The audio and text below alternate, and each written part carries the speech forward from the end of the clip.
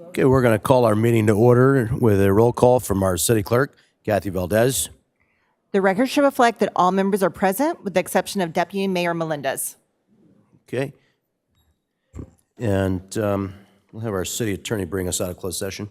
The city council took no reportable action in closed session today. Thank you. Councilmember Green will lead us in the Pledge of Allegiance. Please rise.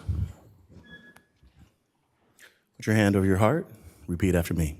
Ready? Begin. I pledge allegiance to the flag of the United States of America and to the republic for which it stands, one nation, under God, indivisible, with liberty and justice for all.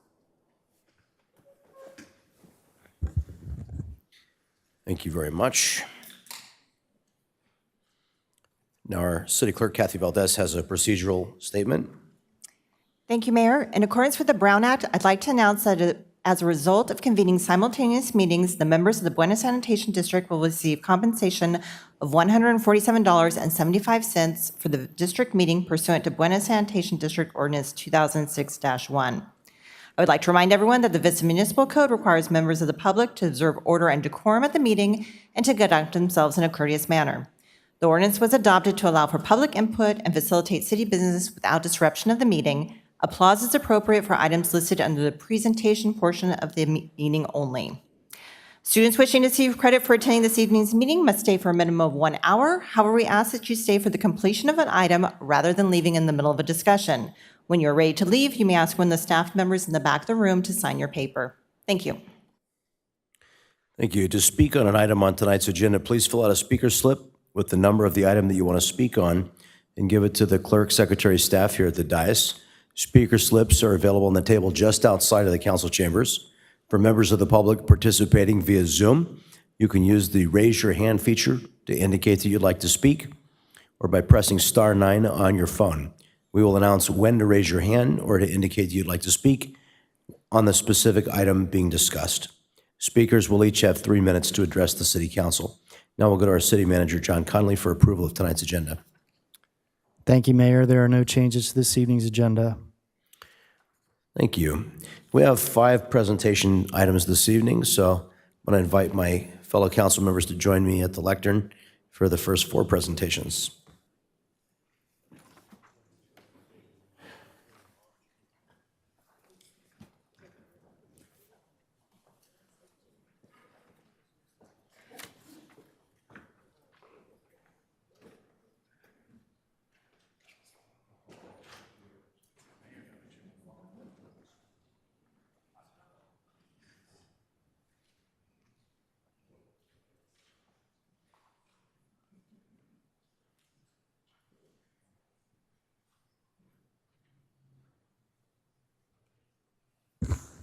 Our first presentation this evening is to recognize the recipients of the 2023 Employee Awards. Our first proclamation is for Nicole Oblenis for the Mayor's Excellence in Service Award. Nicole, would you please come forward?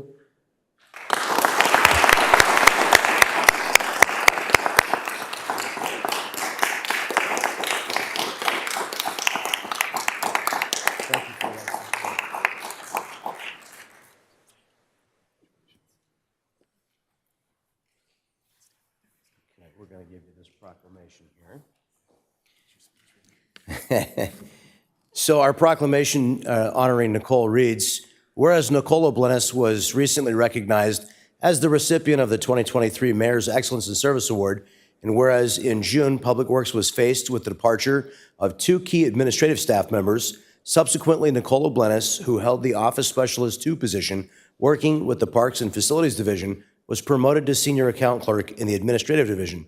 Whereas Nicole was busy learning the duties of her new position, she continued to provide ongoing support for the Parks and Facilities vacant position, trained an employee, provided ongoing support to administrative staff, and is currently providing training and support for the newly hired office specialist. Whereas despite the increased workload, Nicole tackled the challenge with her usual unwavering positivity and tenacity. She continued to demonstrate excellent customer service, communication, and organizational skills. In addition to keeping essential department account functions running smoothly, Nicole took the initiative to create efficiencies. She developed and implemented a new electronic invoice processing procedure and coordinated the rollout with staff. She also created new internal tracking mechanisms for both credit card purchasing and capital assets and initiated an audit of city cellular service provider billing to identify and correct discrepancies. These are just a few examples of the many ways that Nicole has consistently gone above and beyond to support the team and contribute to the success of the department. Whereas Nicole demonstrates unmatched commitment and dedication to providing excellent service and support to her coworkers, city, and community, her hard work and dedication have facilitated a smooth transition throughout this challenging time. She is an asset to the Public Works Department and to the City of Vista team. Nicole truly exemplifies excellence in service. Now, therefore, I and the members of the Vista City Council do hereby congratulate Nicole Oblenis as the recipient of the 2023 Mayor's Excellence in Service Award and hereby proclaim March 27, 2024 as Nicole Oblenis Day in the City of Vista. Congratulations.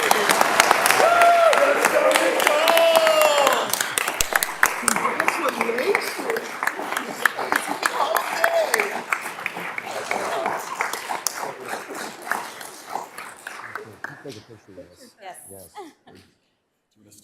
We'll step right in front of the table here.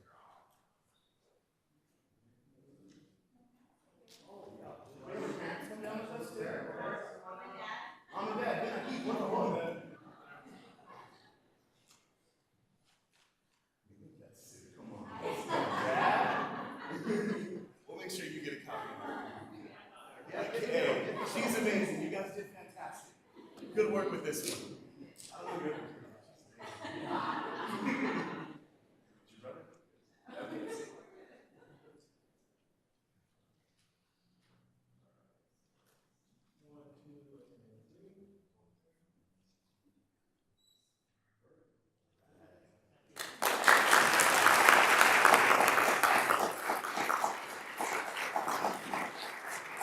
Good choice, Mayor.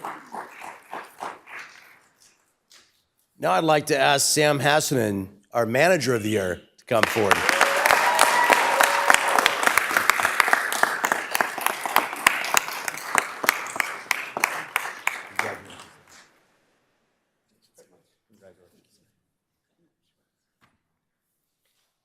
Okay. We'll put you on the hot seat here. Let you hold this proclamation for us. All right. Whereas Sam Hassanen was recently recognized as the recipient of the City of Vista's 2023 Manager of the Year Award, and whereas Sam Hassanen deserves the Manager of the Year Award because he is a very dedicated employee who goes above and beyond to get the job done. He is extremely knowledgeable about his field and is always willing to assist individuals in understanding traffic issues and processes. His expertise has been front and center in many public meetings dealing with critical traffic needs within our city. Not only does he communicate to the public in an accessible manner, but Sam also thoroughly explains complex traffic tools and analytics to ensure that staff fully understands, and council, by the way, expectations and tasks. Whereas Sam is a model example of providing excellent internal customer service. No matter how much is on his plate, he always returns calls promptly. I can attest to that. You do a great job with customer service, with thorough details and resources. We are lucky to have someone like Sam, who not only has the expertise for this job, but also the skills and willingness to make those he interacts with feel like they received great service well above their expectations. Now, therefore, I and the members of the Vista City Council congratulate Sam Hassanen as the recipient of the 2023 City of Vista Manager of the Year Award, and do hereby proclaim Thursday, May 28th, 2024, as Sam Hassanen Day in the City of Vista.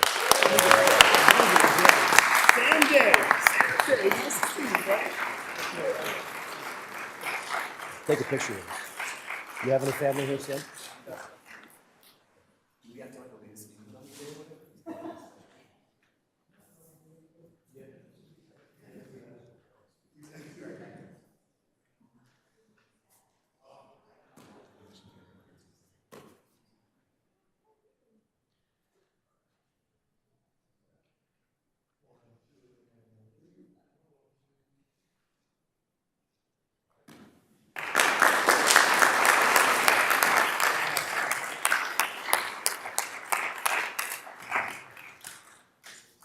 And now our Employee of the Year, Amy Harrison. Would you come forward? I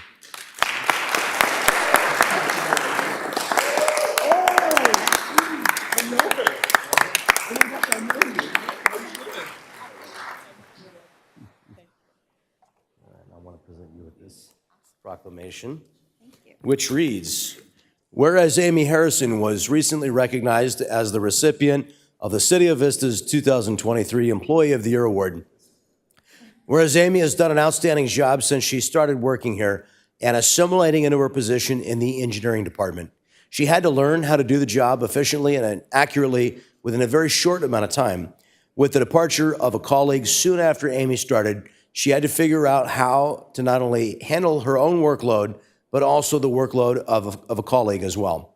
Whereas Amy was a team player in the most challenging of circumstances and learned how to do her job efficiently in a short amount of time, Amy was able to communicate clearly in challenging situations with customers at the counter, over the phone, and via email.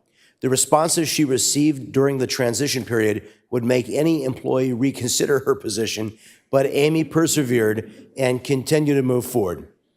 Whereas Amy started to log new and incoming projects more efficiently and was more organized in her review of each project, reviewing engineering plans can be time-consuming and challenging, especially with the added task of answering questions at the public counter and enduring constant interruptions.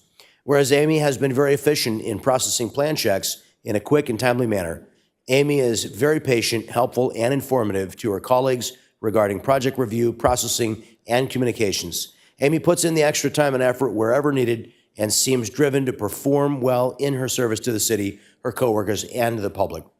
Now, therefore, I and the members of the Vista City Council do hereby congratulate Amy Harrison as the recipient of the City of Vista's 2023 Employee of the Year Award, and do hereby proclaim Friday, May 29th, 2024, as Amy Harrison Day in the City of Vista. Do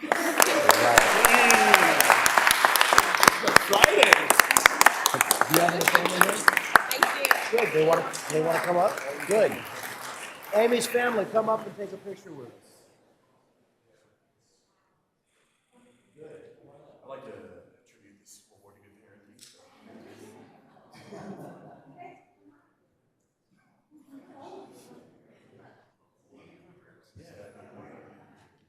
Anybody else? Anybody shy?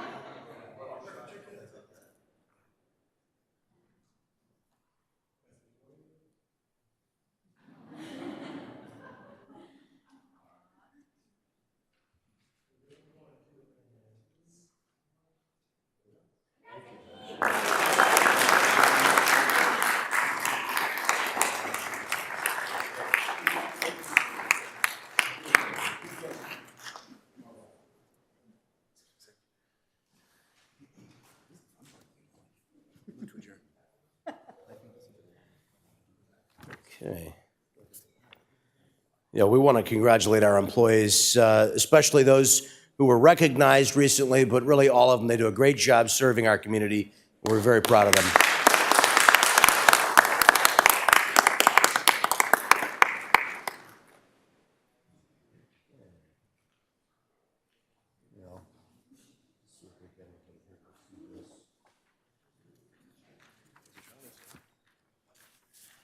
Our next presentation is a proclamation approved by the City Council declaring March 31, 2024 as Cesar Chavez Day in the City of Vista. I'd like to invite Daisy Marino Gonzalez and Aya Valadespino from the Vista Community Clinic's Migrant Health and Outreach Program, as well as some community members that are here with them today, to come forward to accept this proclamation.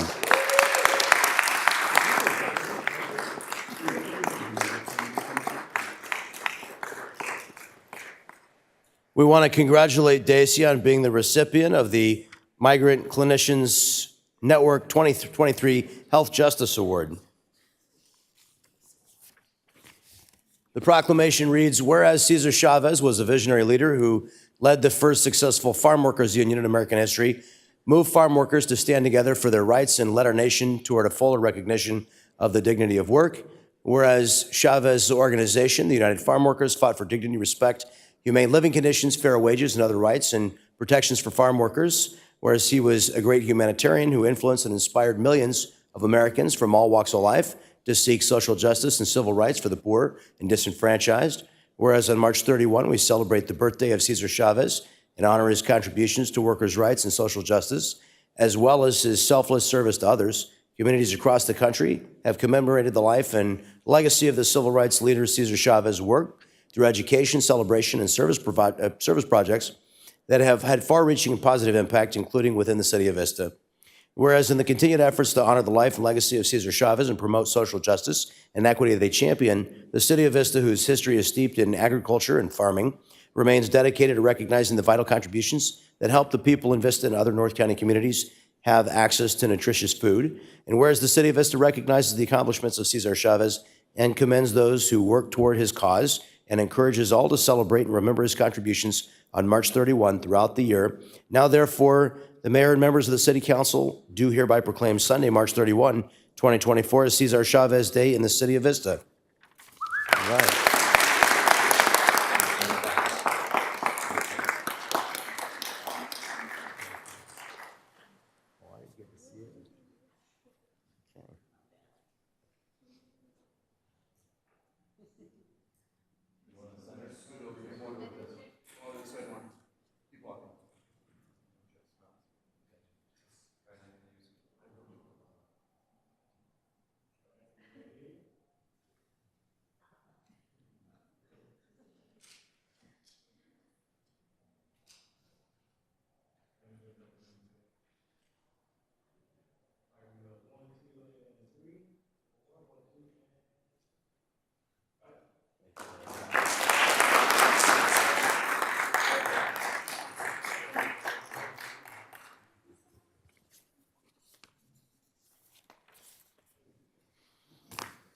Now I'd like to invite Rudd and Sally Shuffle to come forward to be recognized.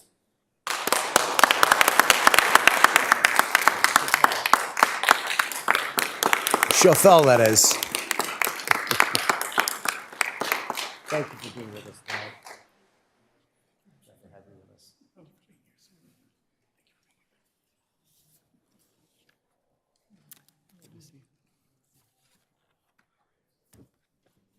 We'd like to present you with this.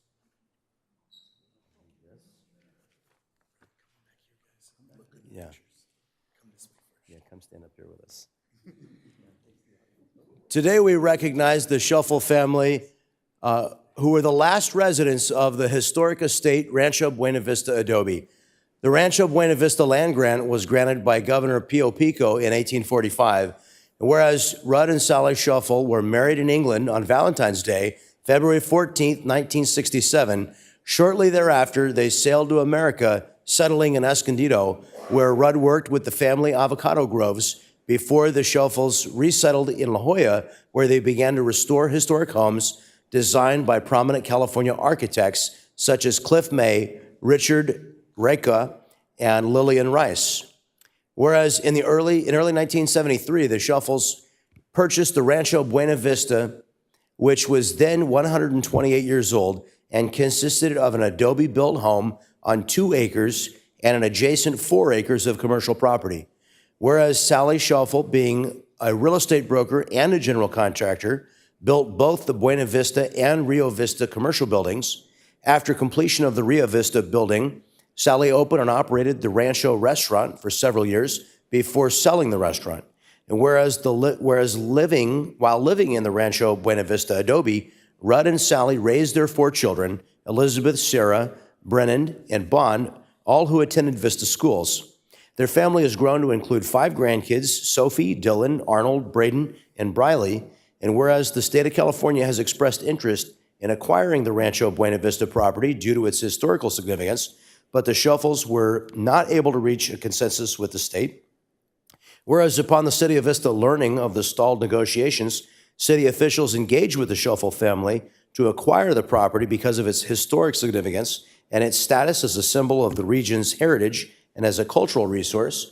And whereas the hacienda spreads over 1.9 acres, is on Alta Vista Drive and Civic Center Drive, the property, surrounded by a brick and ivy wall, features 4 separate structures: the original 179-year-old adobe home, which has been expanded over the years and now totals 4,200 square feet, and an additional 1,300 square foot servants' quarters, and an 1,800 square foot guest house, and a garage, all being built over 40 years ago. Whereas in 1989, in a bold move, the City of Vista loaned the city's redevelopment agency the money to buy the 144-year-old Rancho Buena Vista for $2.1 million, which at the time was appraised for $2.4 million.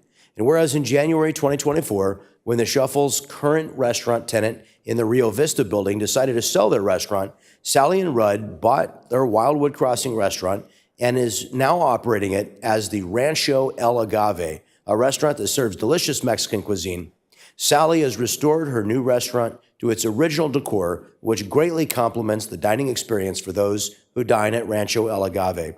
And whereas today the historic Rancho Buena Vista Adobe is used for many celebrations, wedding receptions, picnics, proms, and educational programs for school-aged children and adults alike, and is one of the most preserved historic land-grant ranchos in the state of California. Now, therefore, I and the members of the Vista City Council express our sincere gratitude to Rudd and Sally Shuffle for the 1989 successful negotiations that consummated the acquisition of the Rancho Buena Vista Adobe for the community of Vista to share with the world and protect for future generations.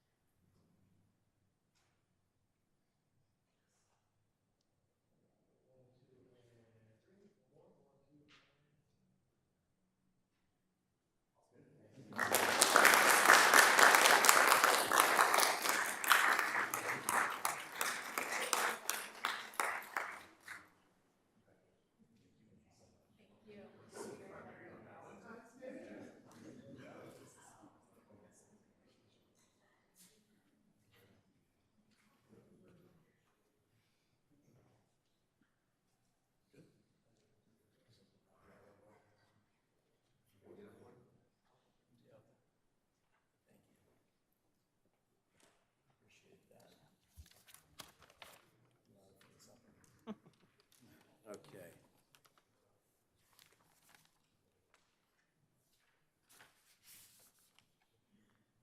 Our next presentation is a proclamation declaring March 29, 2024 as National Vietnam Veterans Day in the City of Vista.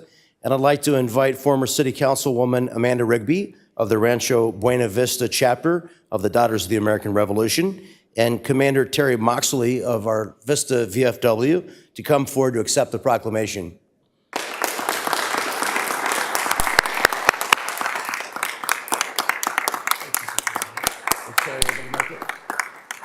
Was Terry able to make it tonight?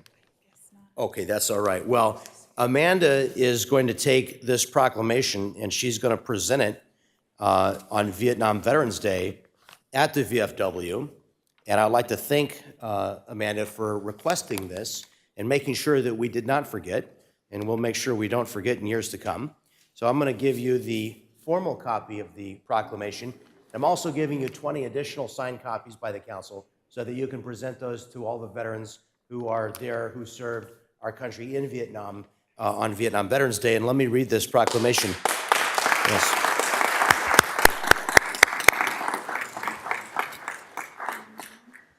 Whereas the Vietnam War Veterans Recognition Act of 2017 officially designates March 29th as National Vietnam War Veterans Day, and whereas the City of Vista recognizes this opportunity to recognize the Vietnam veterans who, in service to our nation and in the defense of liberty, fought to stop the spread of communism and defend the freedom of the Vietnamese and the sacrifices our veterans made in the name of freedom. And whereas beginning in 1967, nearly 500,000 American troops served in Vietnam alongside approximately 850,000 troops of our allies. And whereas on March 29, 1973, the last of over 2,500 American troops were withdrawn from South Vietnam, ending one of the longest wars in our nation's history. Whereas due to the turbulent cultural and political climate of the era, the unpopularity of the conflict, many returning veterans did not receive the respect and gratitude that they so richly deserved for serving their nation so ably and honorably. Whereas we embrace our responsibility to help our Vietnam veterans and their families heal from the heavy toll of war, we remember the more than 58,000 whose names are memorialized on black granite in the wall at our nation's capital for having borne the heaviest cost, including 9 of our fellow Vistans. And we also pay tribute to the brave patriots who suffered as prisoners of war and who stand steadfast, and we stand steadfast in our commitment not to rest until we account for the 1,253 heroes who have not yet returned to American soil, including one of our fellow Vistans. Whereas we will honor all of those who answered our nation's call to duty with strong conviction, our city pledges our enduring respect and continuing care and our everlasting commitment to all Vietnam veterans. And whereas Vietnam veterans can be proud of their legacy of patriotism, dedication, and devotion to the cause of freedom and continued service to their community. Whereas the 2008 National Defense Authorization Act authorized the Secretary of Defense to conduct a program to commemorate the 50th anniversary of the Vietnam War, provided that the Secretary shall coordinate, support, and facilitate programs and actions of the federal, state, and local governments and other persons and organizations in this commemoration. And whereas the Vista City Council recognizes the National Vietnam War Recognition Act, signed into law in 2017, officially designating March 29th of every year as the day all Americans can collectively say thank you and welcome home to our Vietnam veterans. Now, therefore, I and the members of the Vista City Council call upon all Vistans to honor, recognize, and thank those who answered the call to serve our nation in Vietnam, and hereby proclaim March 29, 2024 as the National Vietnam Veterans Day in the city of Vista. Amanda, thank you very much.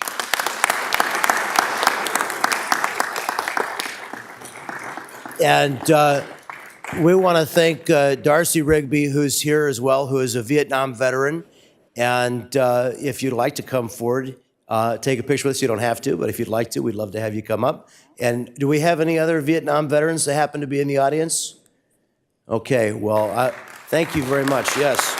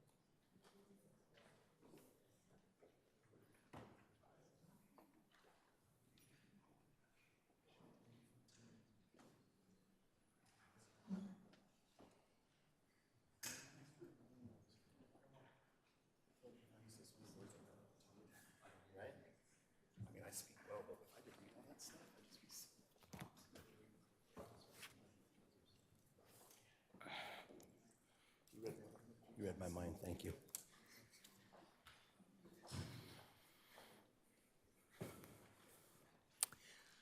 Okay, and our last presentation, I'd like to invite Deputies Dustin Nelson and Todd Baker to please come forward and provide us with a presentation about the San Diego County Sheriff's Office Respect Project. Thanks for being with us tonight, deputies.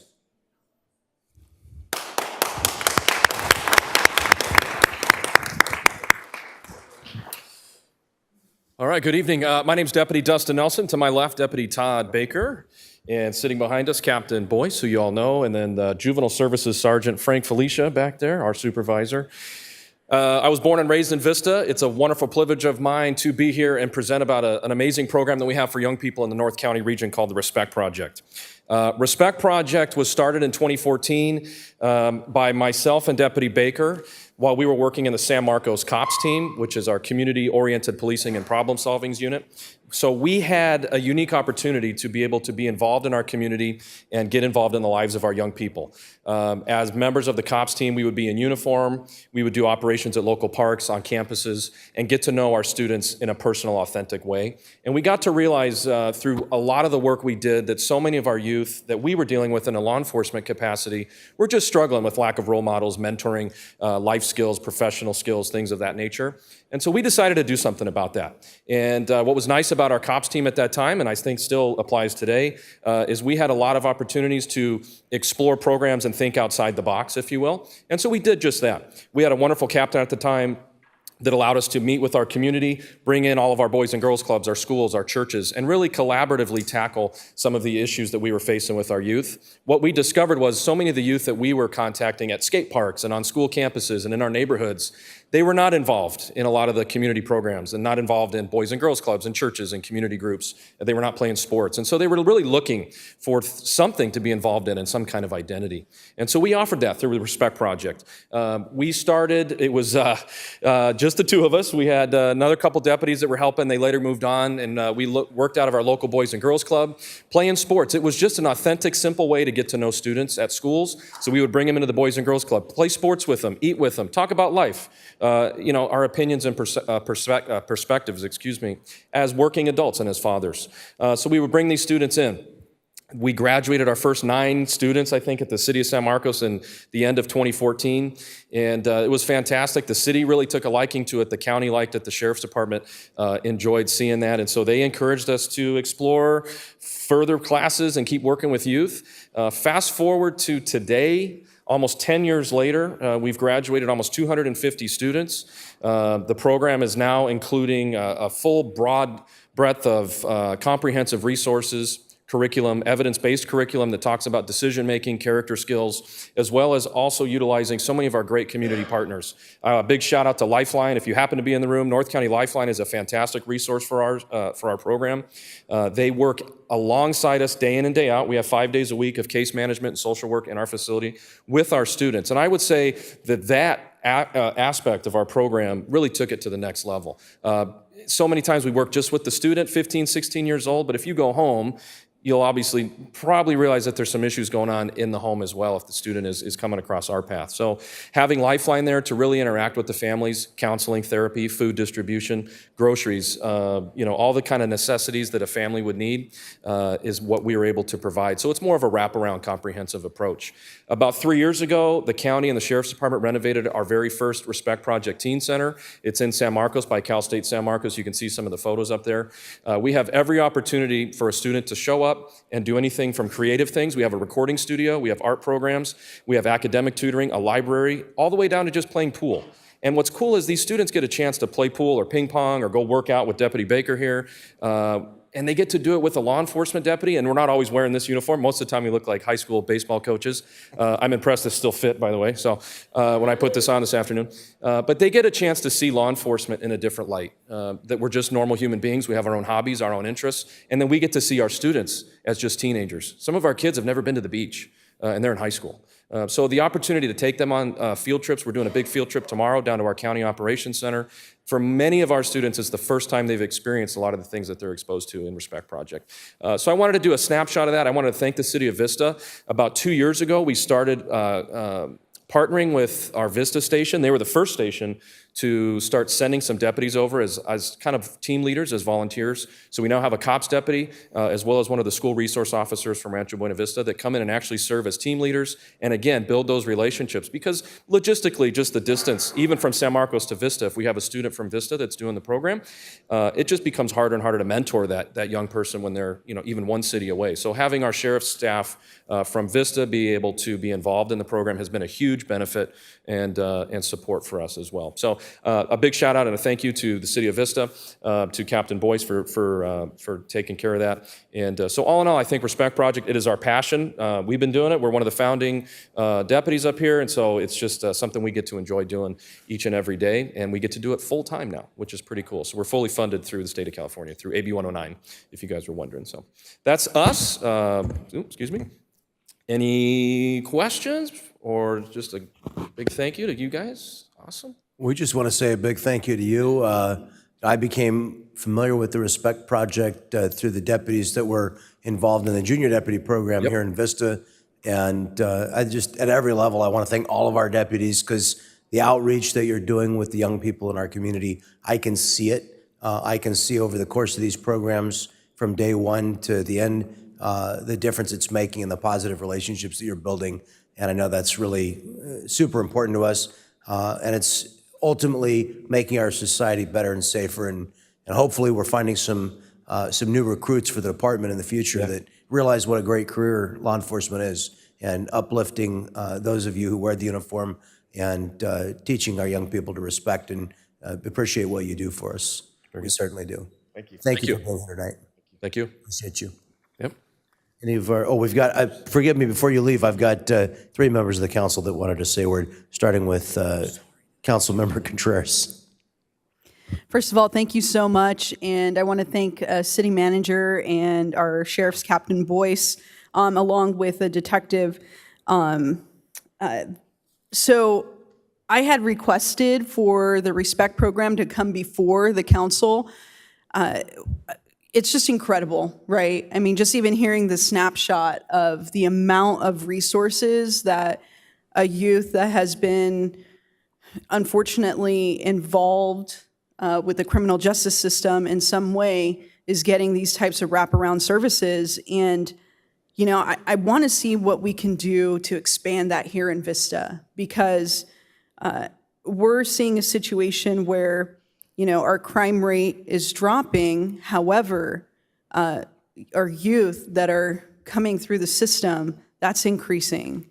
You know, it's called youth delinquency, and we see those numbers increasing. And if we really want to be preventative and maintain a safe environment, we have to be able to provide more resources to our youth. So I just really want to say thank you so much. I sincerely appreciate it. This completely changes the trajectory of someone's life. And those are the impacts that we want to see. There's a lot of rebuilding that's been happening between the Sheriff's Department and our community here in Vista. And I want to continue to see that. So anything that we can do to support to make sure that we can grow this program beyond where it's at right now in the city of Vista, at our schools, I'm a partner in that. So just thank you so much. I sincerely appreciate it. Thank you. Councilmember O'Donnell. You're going to get tired of thank yous, but thank you sincerely so much, especially to Captain Boyce, our deputies here in Vista. I know the mayor said he sees it, but I see it. But more importantly, our community sees the work that you're doing every single day, and you're making a huge difference. And the fact that you can partner with Lifeline, I mean, it takes a village, and the impacts that makes just strengthens our communities here in Vista more and more. And I agree with Councilmember Contreras. I would love to see it grow. And if Captain Boyce, if you have just a second, like, I don't know what that looks like. Does it take another deputy so we can bring the program here to Vista? Does it just take more active, whatever, you know? So, I mean, if you could kind of expand on what that looks like for us to grow here in Vista so we can offer this to more of our residents. So currently, the reason why I reach out to Respect to involve our COPS team in that, and they did the SRO on their own. They're actually paying that out of their own budget, so it's not cost, it's extra benefit that we're getting here at the city. So I listened to all of you. I listened to our Public Safety Commission. I just kept hearing youth, more programs. And so obviously we do the junior deputy program, and I thought that linking up with the Respect Project was the the easiest path to get involved in. So right now we have one of our cops deputies who is involved in the program. Unfortunately, he just transferred, but we're going to replace him with one of our new cops replacements. They're involved. And I look at this as baby steps. It's something that's not going to happen overnight. So I'm realigning and reevaluating the purpose of our cops team. And with that, I basically loan them one of our cops deputies there, because I want that cops deputy to learn how Respect works so we can evaluate if we can expand it here within the city. When they first started out, I think they mentioned they started out the Boys and Girls Club, so it doesn't have to be a full-blown facility that costs a lot of money.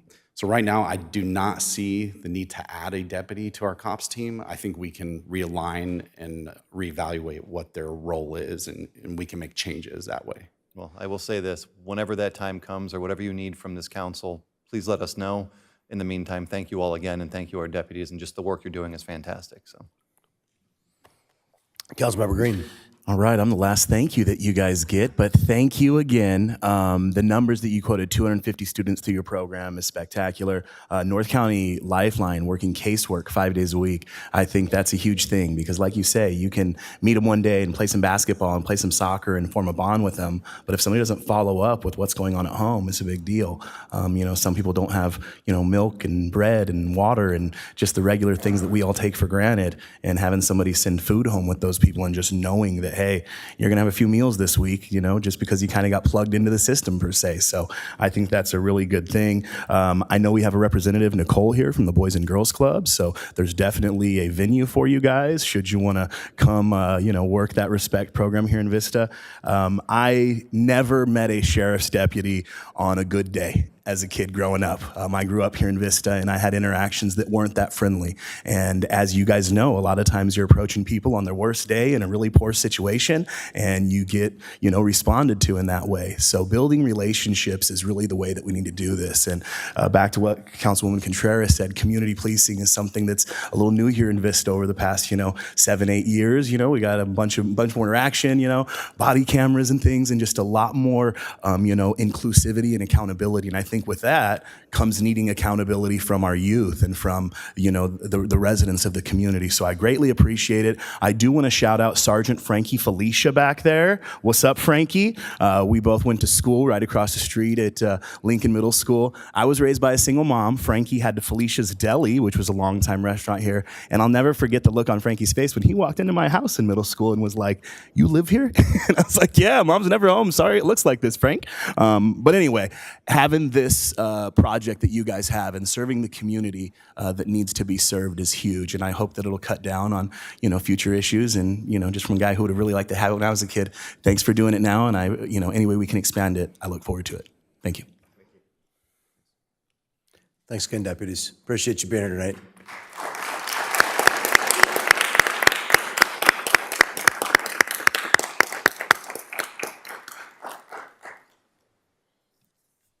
Okay, that's going to bring us to the oral communications part of our meeting.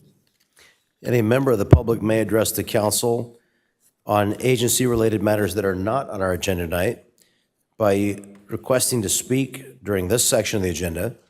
If you're participating via Zoom, you can use the raise your hand feature or press *9 now to indicate that you'd like to speak. If we do have more than 10 speakers, then there will be a second discussion or oral communications opportunity near the end of the meeting. And we do have a couple of oral communications speakers. We have 2 this evening, and we'll start with Sid Rothenberg, followed by Lori Van, I think it's Arsdale.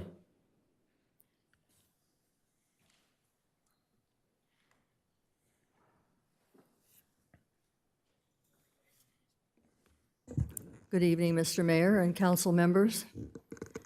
It has been a year of anticipation, a year of dreams, a year of waiting, a year of reduced space overall, a year of limited activities, a year of cramped office space, a year of delays. That's right. It has been a year since the Azalea building at the Senior Center has been closed for renovations and still remains closed. The Senior Affairs Commission meeting, which meets only 6 times a year, every other month, was canceled this month, March, because there's no meeting space available. The next commission meeting will be May. I wonder when the Azalea Building construction will be completed, when the debris will be removed from the building, when the old portion of the building will be painted and floors polished, when there will be bathroom and lighting upgrades. Surely we are all looking forward to a reopening of the Azalea Building in the near future. Thank you. Thank you, Lori Van Arsdale.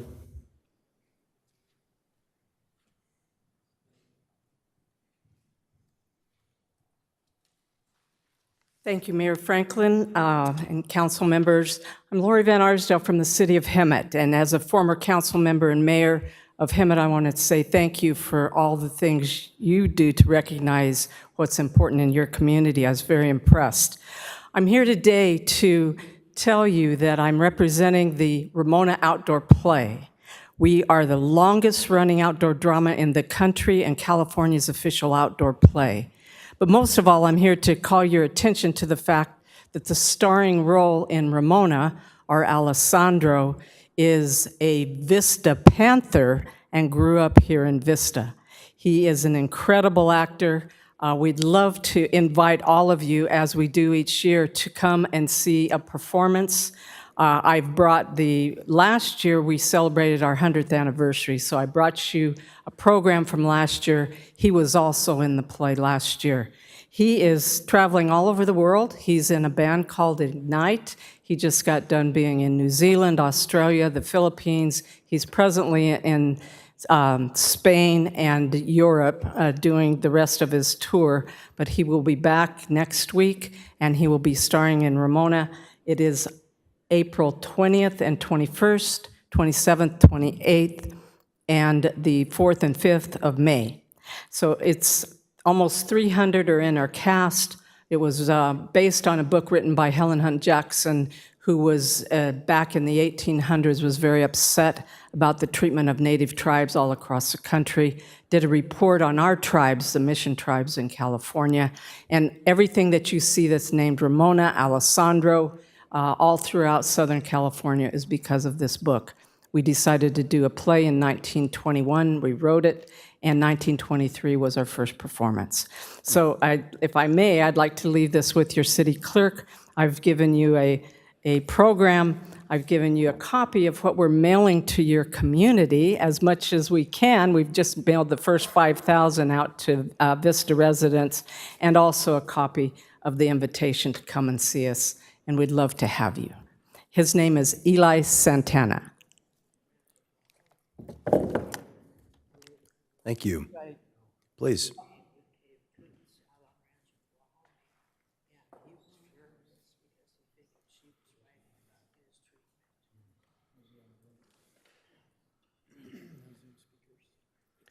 Okay, and seeing no more oral communication speakers, we will close the opportunity for oral communications. And that'll take us to our consent calendar. The recommendations on the following consent calendar will be enacted in one motion unless an item is removed from the calendar. Any member of the public may remove an item by submitting a request to speak card to the clerk secretary by using the raise their hand feature on Zoom or by pressing *9. Items removed from the consent calendar will be considered immediately following the adoption of the calendar. We have 6 consent items this evening. Councilmember Green. I would move to approve the consent calendar as presented. Councilmember Contreras. I'll second.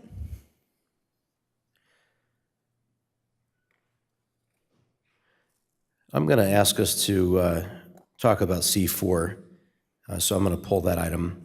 But we have a motion and a second on the balance of the consent agenda. Please cast your votes.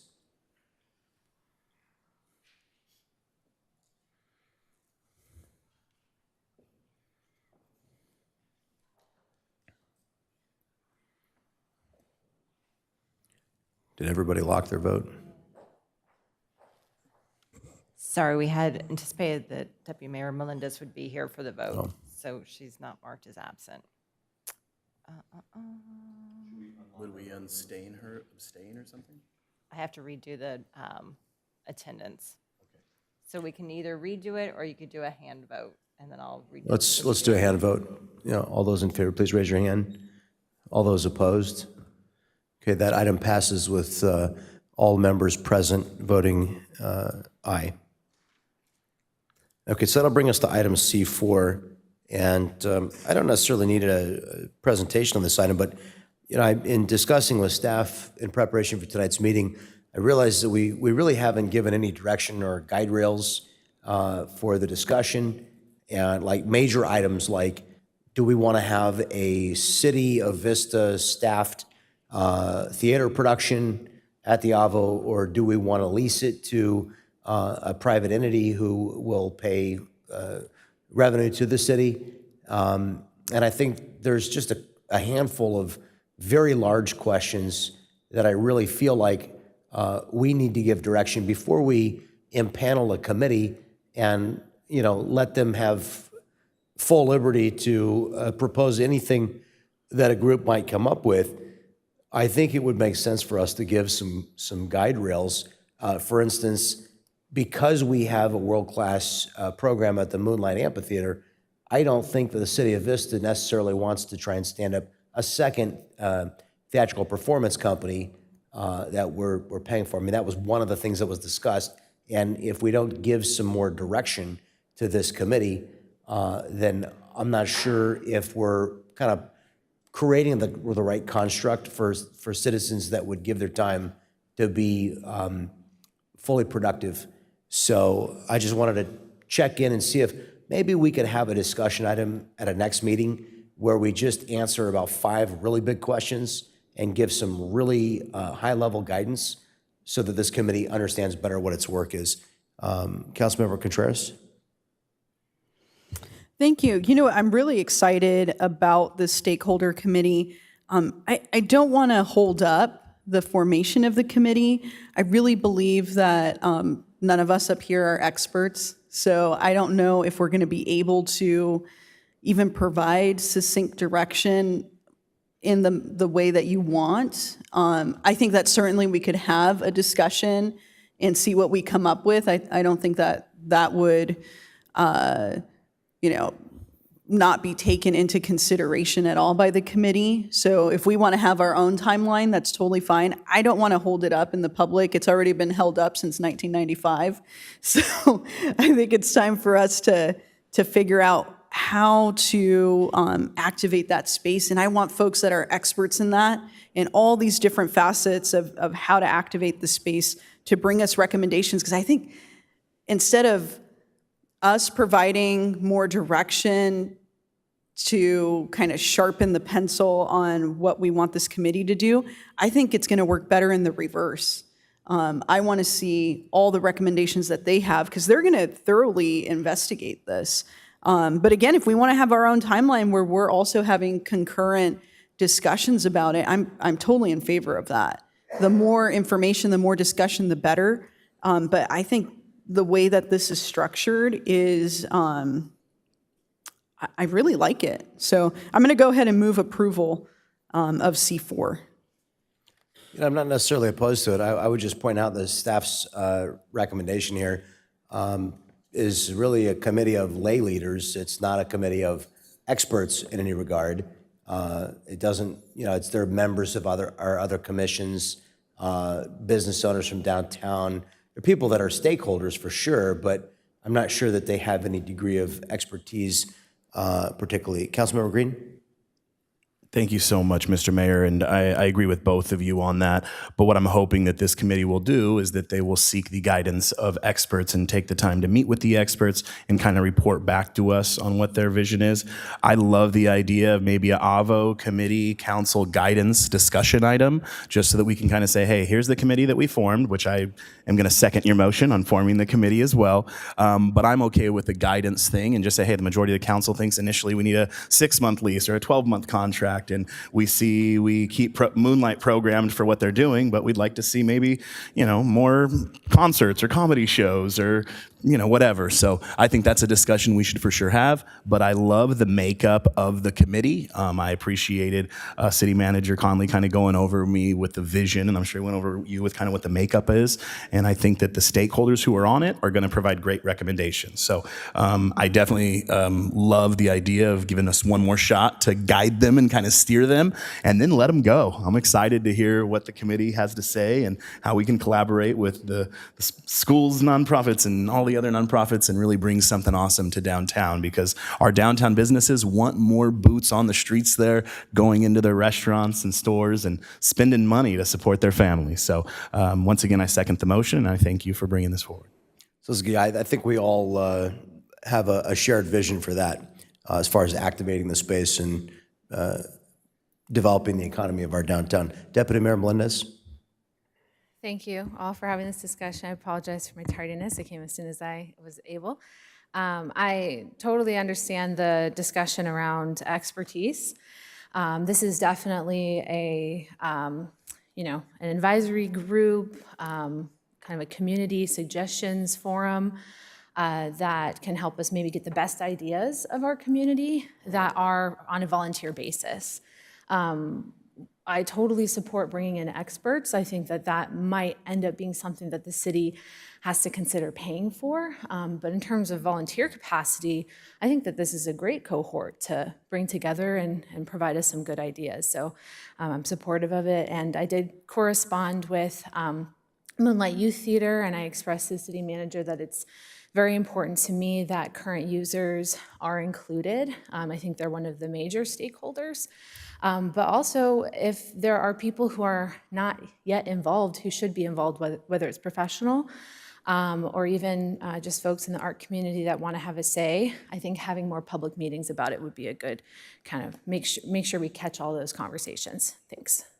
And just, Deputy Mayor, the point that I raised wasn't about the expertise or not. I was just responding to something that was said by Councilmember Contreras. But the concern that I raised is that we haven't given any real guide rails to the committee such that they, like I was providing the example of, do we want to stand up another city-run theatrical performance company like the one we have at Moonlight at the AVO, or do we want to find an independent operator who would pay lease revenue? These are like I call them the 30,000-foot questions, and I don't think we've given kind of any, but for me, I would be very opposed to standing up a second theatrical company because we already have a world-class one, and it's actually a really big lift for us as a city to do that. And so I don't think we could sustain a second one. So what my question was, and I think there's consensus to bring back a discussion where maybe council gives some really high-level guidance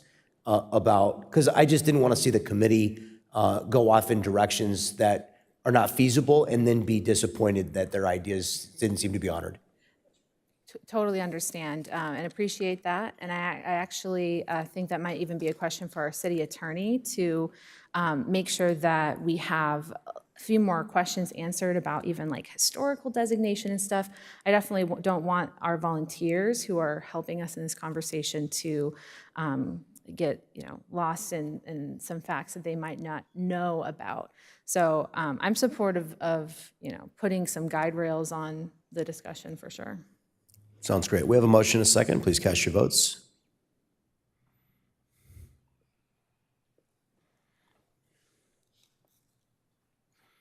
Okay, that item passes unanimously. That'll bring us to the first of three public hearings this evening. The first is regarding the 2024-2025 Community Development Block Grant Annual Action Plan. The public hearing is now open. If there are any members of the public that wish to speak on this item, they may indicate so by using the raise their hand feature or by pressing *9 or submitting a request to speak card. Speakers will be called upon after the presentation. Our housing manager, Eric Bunge, will introduce this item.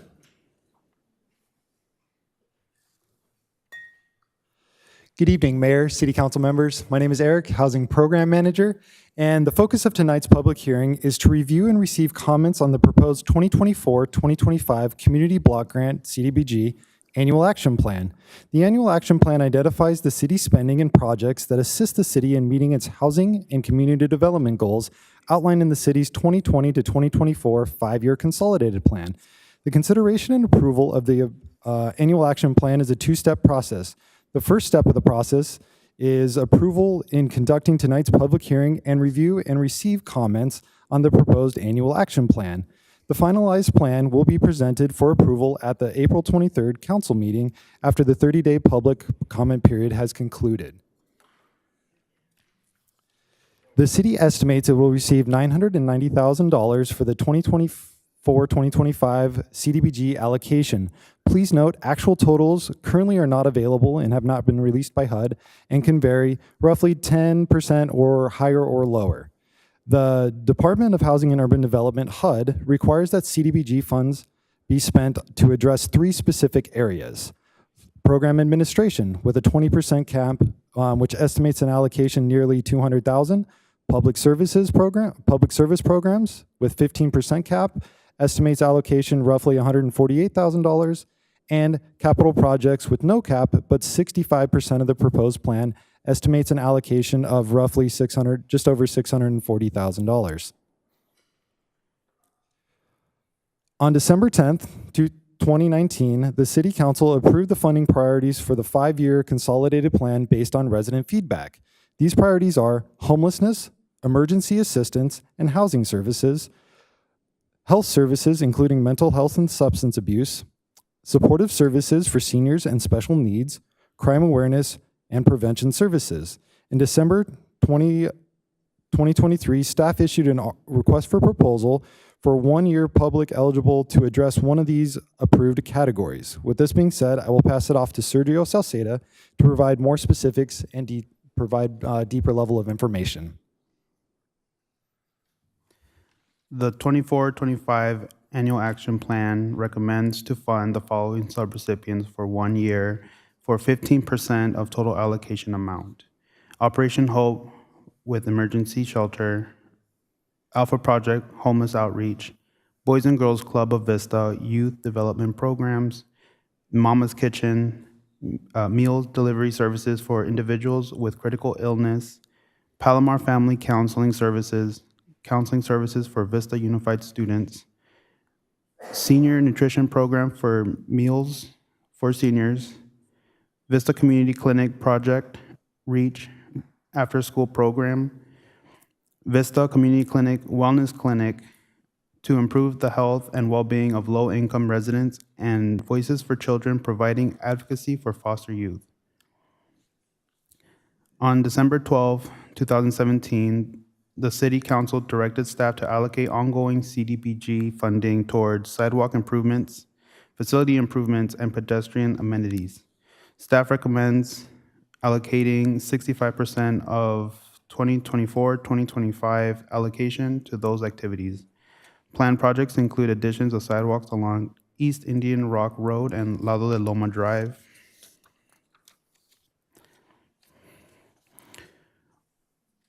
Work on the sidewalk improvement projects on Avenida de Benito Juarez has begun and will be completed in April 2024.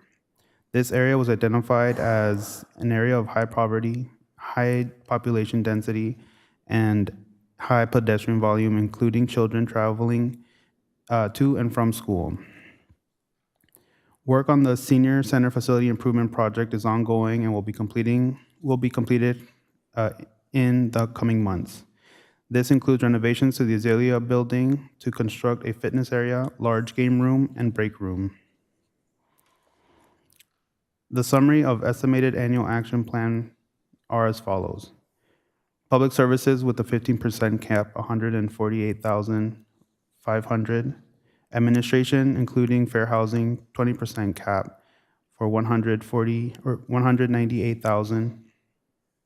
Capital projects for $643,500 for a total of $990,000.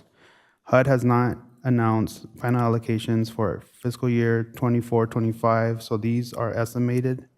Actual numbers can fluctuate roughly 10% higher or lower. Finally, I would like to thank the CDBG Advisory Committee members for their support and dedication to the city. We appreciate their commitment to the process and could not have done this without them. We are available for questions. Thank you. Okay, we do have 5 members of the public that would like to be heard on this item. So when you hear your name called, would you please go ahead and come sit in the front row and be ready to speak when it's your turn. Jessica Munoz, would you come forward first, along with Christian Gomez and Maggie Lengyel?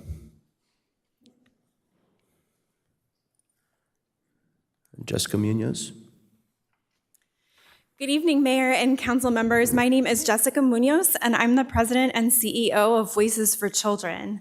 As you may know, Voices for Children has the very special privilege and responsibility of serving San Diego County as the local court-appointed special advocate, or CASA program. That means that we have the honor of training members of the community to serve as volunteer advocates for children in foster care. From the child's perspective, the benefit is a caring, consistent adult that's able to be a stable presence for them during what can be a very scary season or several seasons. From the system's perspective, the benefit is having someone who really develops a holistic understanding and a rapport with the child and is then able to provide formal reports to the juvenile court judges who oversee all of the cases of children and families who've had children removed due to abuse or neglect, and to also provide real-time informal updates to their social workers and other service providers to help them have the best information available to make good decisions for kids who've experienced abuse and neglect. In the coming year, we expect to serve 100 children from the city of Vista, and so this funding will help us do just that, in addition to the other funding that we'll secure to make that possible. I want to say a really sincere thank you to the city for collaborating with us and supporting with us through the CDBG program in the past. It's evident listening to the presentations earlier this evening that you all have a tremendous heart for children and youth, and so thank you for extending that support to the work that we do. And we sincerely hope and respectfully request to partner with the city again in that capacity this year. I'd be remiss if I didn't take my last few remaining seconds to also thank the city staff who work with our nonprofit organizations to help us through the process and shepherd us along the way. We strive to be really great stewards of the funds that are invested in our work, and we are grateful for their support in allowing us to do that. Thank you so much for your consideration. Thank you. Christian Gomez, followed by Maggie Lengyel, followed by Beatrice Palmer. Evening, everyone. My name is Christian Gomez. I am here on behalf of the Rancho Buena Vista Project REACH program that's located at the Rancho Buena Vista High School campus. I am a program manager for the Vista Community Clinic Youth Development Department. So I oversee the grant along with our RBV REACH, Project REACH staff. And so I wanted to take this moment to just kind of explain, our program, kind of give you an update on what we've been up to and how the CDBG funds have really helped to, for us to help the youth within our community. So our program is partially granted funds from the CDBG grant. And so this vital funding really helps to serve the youth in the community. Currently, we have a total of 46 students that are attending our after-school program every day. And over the many years that this program has been at the school, we've served close to 500 students over the many years. And so what Project REACH does is provide a safe space for the students. Given the challenges that we know a lot of them face throughout their life and within the community. And we're able to offer them, not only just academic assistance, which, due to the pandemic, a lot of students are very behind on their learning and there's a lot of challenges involved with that. So we're there to really support them and help them, achieve their own educational goals. But aside from that, we also do enrichment and supportive services. Recently, we got a grant to be able to help students apply for their learner's permit for driving. We paid for the behind the wheel schools for each of the students that were interested because we know that a lot of our students play many roles within their family, including having to, drop off their siblings, in some cases play the parent role. And so we're trying to, offer as many services as we can to support those efforts for them. over the many years of doing this program, we have managed to keep a lot of the students and keep it going because of the amazing staff that we have. So I want to also congratulate our staff that, if it wasn't for their passion for the youth in the program, our program wouldn't run as it is. They are the heart and soul of the program as well. And they're the main reason that our students decide to show up every day. We just wanted to be here to hopefully continue that support and, hopefully continue this partnership into the future. Thank you. Maggie Lengyel, followed by Beatrice Palmer, followed by Nicole Ketcher. Good evening, Mayor Franklin and City Council members. My name is Maggie Lengyel. I'm the Donor Stewardship and Government Relations Manager at Mama's Kitchen. On behalf of our CEO, board, staff, and volunteers, we want to thank the council for your consideration of Mama's Kitchen as a CDBG grant recipient. We have served the city of Vista for more than 20 years, providing home-delivered, medically tailored nutrition to critically ill residents. Currently, we are serving 120% more clients than we were just 4 years ago. Demand for our services is increasing every day as we continue to support individuals and families battling HIV, cancer, type 2 diabetes, congestive heart failure, and chronic kidney disease. We are grateful for the honor to work with numerous local Vista caseworkers, nurses, and physicians who refer individuals in need for our free nutrition services. One Vista resident said this about receiving our services. They said, "Words cannot express how thankful I am for Mama's Kitchen. This year has been a particularly challenging year, to say the least. My disabled husband and I both experienced numerous health challenges. Thank you for your delicious meals. Staff and volunteers, you are all angels on earth." We look forward to partnering with the City of Vista to home deliver more than 17,983 medically tailored meals to critically ill individuals in your city this coming year. And demand for medically tailored meals for Vista residents is up by 61% from fiscal year 22. In our 33 years of operation, we have never turned away an eligible individual, nor charged a fee for our service. Your recognition energizes our work to continue to provide these vital services for so many in need now and in the future. We thank you. Thank you. Beatrice Palmer, followed by Nicole Ketcher. Good evening. My name is Beatriz Palmer, and I am the board president for Operation Hope North County. Thank you, Mayor and council members, for having us here and selecting Operation Hope North County again as a recipient of the CDBG Award. We don't do this work alone, so on behalf of the board and the staff and the families with children and the single women, thank you. Thank you for prioritizing the needs of our community, and by providing services through Operation Hope, we get to do the work that you envision and you dream of serving the families. We've seen mothers go back to college, parents find jobs, children graduate from high school and start college, babies be born, babies stop walking, and all because of your commitment to serve these families. Thank you for prioritizing the families. I'm inviting my colleagues from Operation Hope, the executive members, to introduce themselves and give you some of the data of the work they get to do on behalf of you. Hi, my name's Audrey Furtado. I am Director of Resource Development at Operation Hope North County. I'm also the grant writer, so thank you so much for considering the proposal that went before you. And I just wanted to share a couple things.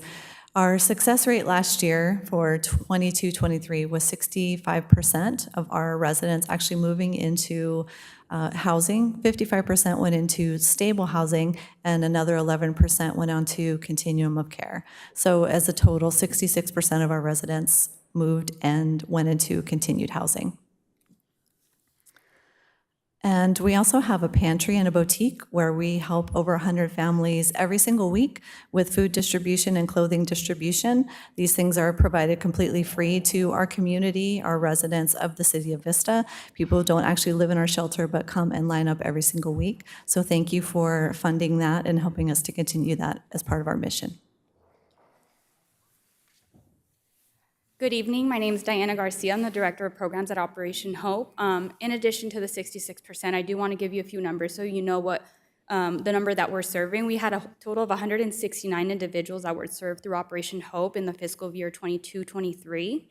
Of those, 65%, if not more, were children. So at any point in time, if you visit our shelter, more than half of them are children.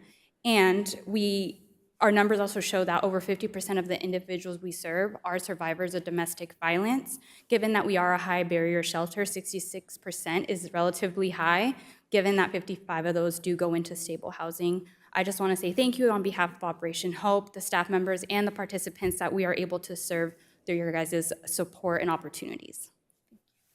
Thank you. I know we want to thank all of our service providers, and also want to particularly thank the members of the Community Development Block Grant Advisory Commission who met with and have visited many of our service providers who received grants through the CDBG program for the time that they've invested to serve the city, to make sure that these funds are awarded to great organizations. So thank you to all of you who are here. And with that, we will close the opportunity for public comment on this. Oh, I'm so sorry. I had your card in my hand and I thought I'd already called you, Nicole Ketcher. Thank you. So good evening, Mayor and council members. My name is Nicole Ketcher. I'm the Vice President of Development for the Boys and Girls Club of Vista. On behalf of our board, our staff, and our youth, we want to thank you for your continued partnership throughout the years. Together, we're creating a better future for the youth in our community. And I know they had left, but I want to say thank you to the Sheriff's Department and our Fire Department who partner alongside of us, as well as so many of our partners are here in the room today. And we're working with our youth, and we can't do this alone. We're working with the youth who need us the most. This is our future. And so last year, we served 1,300 youth locally at the Boys and Girls Club of Vista. Youth are provided with a safe space to be during out-of-school time and including the summer. They are supported daily with mentors, hands-on learning experiences like STEM and music. We do have a music studio and a recording studio, so it's a favorite spot for the kids. And specialized programs like Career Launch that introduce our youth into careers for higher education opportunities and career paths, including field trips to businesses right here in their own city. And I know we are planning on visiting all of you and City Hall this summer with them. We have plenty of kids who dream of holding your spot one day. So you're investing in them. Our Smart Moves prevention programming teaches youth positive decision-making skills and healthy lifestyles. Back in February, we did a free community event where we passed out pancakes to the members in the community, and our club members and the deputies of the Sheriff's Department actually passed out those pancakes. So helping to bridge that gap in a community that really needs our support. 95% of 6th through 12th graders are on track to graduate college, and 90% of our club's kids aspire to attend college or trade school. Youth are 100% of our future, and we thank you for investing in the resources into building them up to be our future leaders, our future mayors, and our future council members.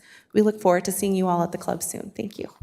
Thank you, Nicole. Okay, now we'll close the opportunity for public comment on this item, and we'll go to Deputy Mayor Melendez. Thank you, Mayor. I want to say thank you to all of our service organizations for partnering with the city. As a recipient of CBDG funds, you are able to take that little bit of funding that we give you and just turn it into so much more. I am just so grateful for everything that you do.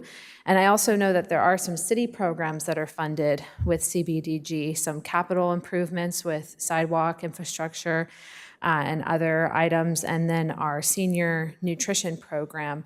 This would maybe be a question for the city manager. Are there any programs at the city that we've considered funding with CBDG, like even our homelessness services? I know that there's been discussions at our standing committee for our homeless strategic plan about the city of Vista being a service provider or not being a service provider. So what would it look like for the city's programs to be funded by CBDG, although we fund some, right? Right, so we fund the senior nutrition program right now out of those funds. We could look at other uses, but primarily we look at using the maximum allotment that's allowed, the 15% for nonprofits.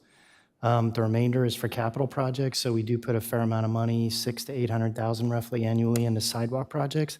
And that money could be shuffled into other capital projects than sidewalks if the council's interested. Okay, I'm supportive of the project list that we have before us, but it wasn't really a question that I had asked before about what can we use the funds for.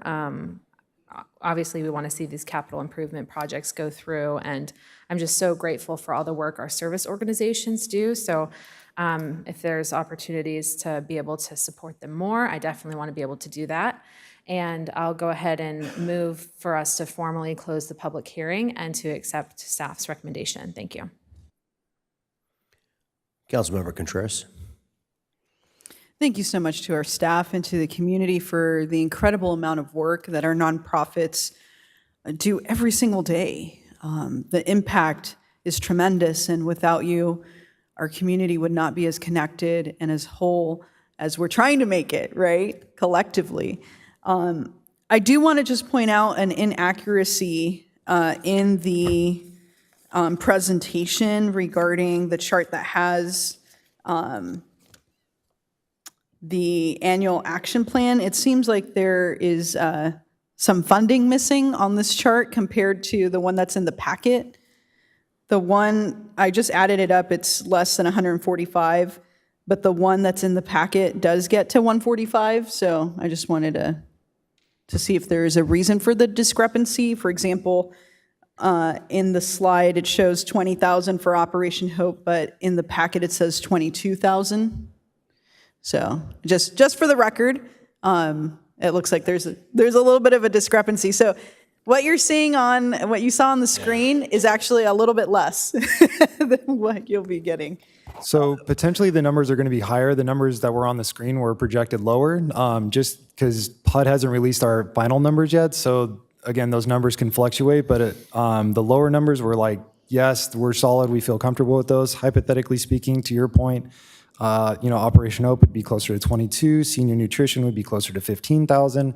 So those numbers can fluctuate a little bit, but they're close. So this is what we're looking at is the discrepancy is the range. Potentially. Okay. Awesome. So we're going with a more conservative estimate on what we're showing. But keep in mind, I really hope that you get the extra money. So I don't know what we need to do. We need to send an additional letter to make sure we get that extra funding. The other thing I wanted to ask, when it comes to senior nutrition, do we have any dollars allocated for outreach? Because what I'm curious to see is how many meals we have that we're providing versus, see that on a timeline, because we know that our senior population is increasing. So I would think that our numbers should increase as well as how many seniors we're able to feed. So I don't know if we have any dedication to outreach for senior nutrition. Nothing specific to senior nutrition. It's mostly citywide, but we can do some social media outreach on that this year for sure. Yeah, I would love to see bilingual outreach. A while back, back in 2018, when I first was on this council, I had requested by district, looking at the entire city of Vista to see where certain programs for taking Out and About as an example, and there is a huge discrepancy between my district and some other districts, right? And so I just want to make sure that we're also dedicating some of our staff time, and if we need additional resources, that comes to council for us to have that discussion. But I would really want to see that a goal is for this money that we're providing for senior nutrition, for us to get more and more folks signed up for the nutrition that they need. Because again, as the population increases, I would think that we would want to see the amount of meals that we provide increase as well. I wanted to ask about the sidewalk. I think it's great. Sidewalks are one of those things that are critical infrastructure for our communities, especially where there's a lot of walking happening. When it comes to, there is a slide that shows a coming park off Avenida de Benito Juarez. And on the right-hand side, we see that there's a proposed sidewalk. I just want to make sure that we're also putting a sidewalk on around the perimeter of the park. We are putting a sidewalk around the perimeter of the park property itself, correct? But we will not have a contiguous sidewalk on that side of the street all the way between where the proposed sidewalk's going to go. Okay. We're also working on a sidewalk to the west that would connect to the Boys and Girls Club. Yeah, that's what I'm really looking forward to. We need more connectivity between the Boys and Girls Club and this park, and more lighting. This is one piece, one small piece of the puzzle in this neighborhood. Just wanted to make sure. Yeah. Thank you. No, this is great. This is something that I hear from my constituents all the time. You'll catch me walking all over Vista. It's much safer when there's a sidewalk there. I'll tell you that. So I just really appreciate our staff and again, the community. Thank you to the nonprofits. This is work that we get to do collectively, and again, just hoping for the higher number of money. Thank you. I just want to say thank you to staff, thank you to our commission, thank you to our speakers, all of our service providers and nonprofits. The work that you do is tremendous for our city, and just the work going into trying to decide who's going to get these allocated funds is a tremendous task. So just thank you to all those that are involved. Keep up the great work, and I have nothing else to add. I just wanted to say thank you and give you a little shout out. So I'll turn the mic back over. Thank you, Mayor. I want to say one more thing. I think Nicole Ketcher, you spoke from our wonderful Vista Boys and Girls Club, and did you say that 90% of the students are wanting to go into college or trade school? That is amazing. That just really is sticking with me, and as a first-generation college graduate, it makes me really happy to know that the city is funding programs that gets kids on the path to bettering their education and having more opportunities. So thank you for that. And I'm waiting on a second to my motion. Oh my so God. hopefully.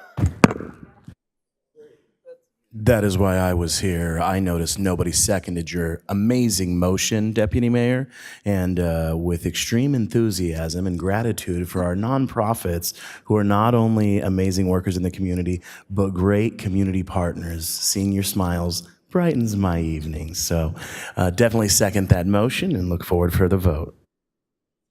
Okay, we have a motion, a second. Please cast your votes.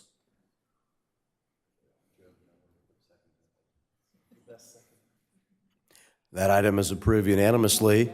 That'll bring us to our second public hearing this evening regarding a code amendment to allow 3-bedroom accessory dwelling units. The public hearing is now open. If any member of the public wishes to speak on this item, they may indicate so by using the raise their hand feature, by pressing *9, or by submitting a request to speak card.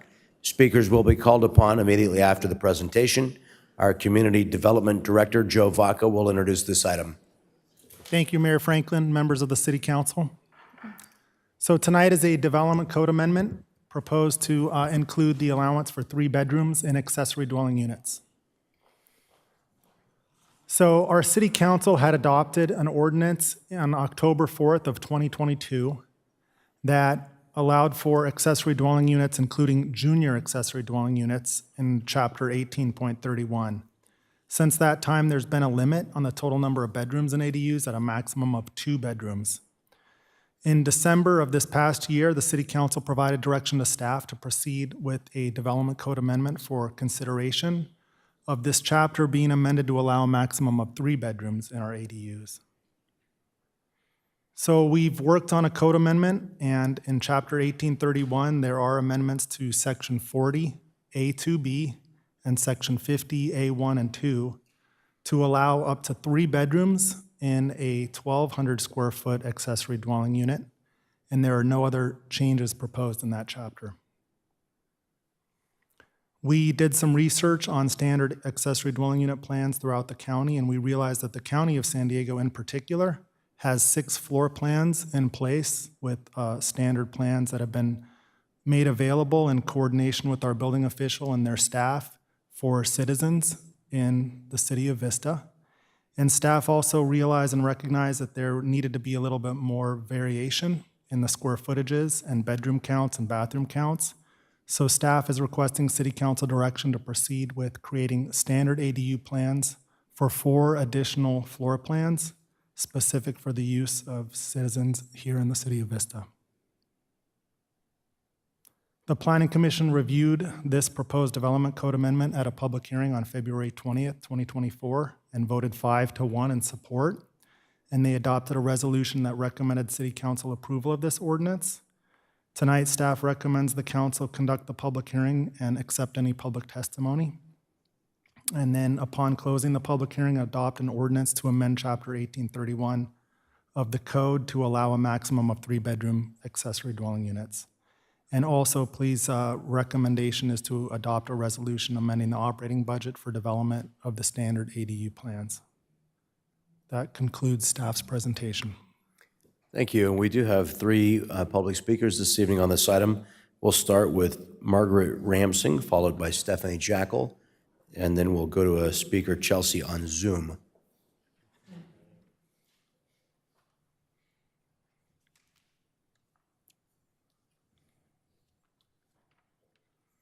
Hi, I'm Margaret Ramsing. I haven't been here for a long time, and I have to confess I did not do my homework, so I have not read all of these definitions. I really like the idea of the ADUs, and I'm a granny, and I've been thinking about how to use one. But I think that a 3-bedroom ADU is the size of a regular house. I saw that they were limited to like 1,200 square feet, but that's enough for a beginner house, a whole house.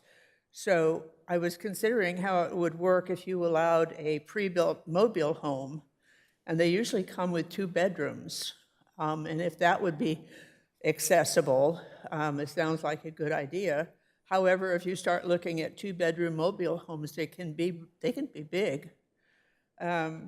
And then extra bedrooms start to trigger things like school fees and waste management, wastewater fees.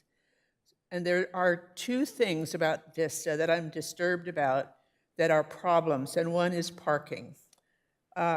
Everybody in one of these units who's over 16 would probably have a car, and ADUs, I'm guessing, would be required to have at least 1 parking space. But where would the rest of the cars be? Vista already has a bad parking problem with people lining entire streets on both sides with cars, and I don't know, it just is unpleasant. And I live on a street, and I know John Connolly runs there, and I know Katie Melendez has walked there, but it includes Alta Vista Drive, Heather, Beaumont, Eucalyptus, and Civic Center. And it's designated a country road that has narrow winding streets, no sidewalks, and no streetlights. I can't imagine how you're going to get sidewalks on these streets. It's pretty, and it's walkable, and there are already slowed down bumps in the streets to slow down traffic because there are dog walkers everywhere and moms with baby carriages everywhere. We even have people who speed on our street. If on-street parking were allowed, it would be dangerous. And then consider occupancy. I don't know how to fix this one. In Vista, there are so many people who are having trouble paying the rent that they sublet to other people who come and pay for room. And it might be the terrace that extends out from the house that you can see a cover so that people can sleep out there. Or it could be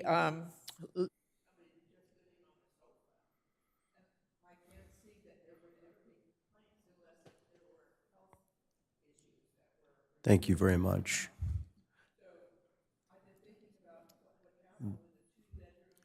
Yeah, thank you very much. That's your 3 minutes. Thank you so much.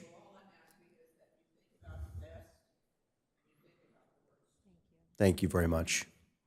Stephanie Jackal?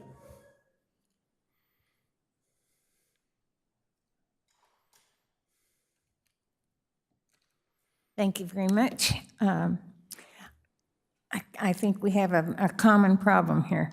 I understand the reason for allowing ADUs in Vista to provide much-needed additional housing. I understand the thinking behind consideration of allowing 3-bedroom ADUs to increase housing capacity. Where I'm stumped is, what happens with parking? Example, you have a house on a lot in Vista. The code already stipulates the number of parking spaces required for this house. The owner wants to add an ADU. Fine. The code says 1 additional covered or uncovered parking space must be provided for the ADU. However, with 3 bedrooms in the ADU, you could be looking at 6 additional cars for the ADU. 6 cars in addition to the cars owned by the occupants of the existing house. 3 couples decide to live together in the ADU with each person owning a car, or a mother and a father with 2 or 3 teenage children. That's 4 or 5 additional cars. Where are they all going to park? Then the code says a new ADU which eliminates existing uncovered parking spaces is required to replace the parking spaces. Where are these new uncovered parking spaces going, along with the 1 additional required space, not to mention parking for the other cars belonging to the ADU occupants? The code continues, a new ADU which eliminates existing covered parking spaces is not required to replace parking spaces. So the existing house has a 2-car garage which parks 2 cars, and these spaces are replaced by the ADU, but no requirement to find parking for these 2 cars. So now we have 1 required space for the ADU, but no spaces for the cars of the house owner occupants, not to mention the other possibly 5 cars belonging to the other ADU occupants. I know I'm positing a worst-case scenario, but it can happen. It has happened. This is going to be exceedingly disruptive for our neighborhoods. How are you going to cope with the lack of parking? Thank you. Thank you. Now we'll go to Zoom. We'll start with Chelsea, and then we'll go to Francis Dumler.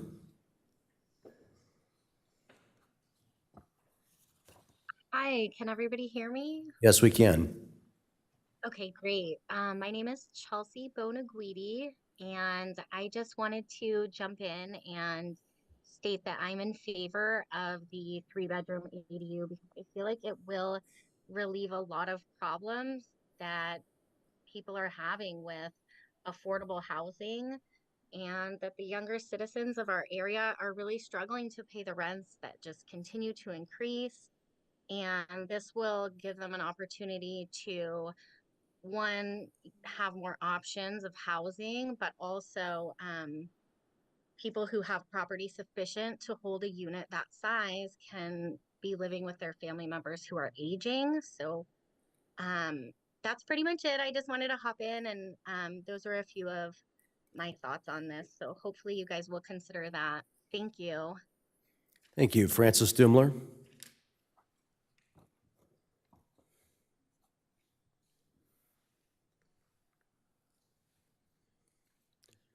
Francis, are you there? Hello? Hello, Francis. We can hear you. Mr. Mayor, Madam Deputy Mayor, council members, my name is Francis Dumler, and I am the current president of South Vista Communities.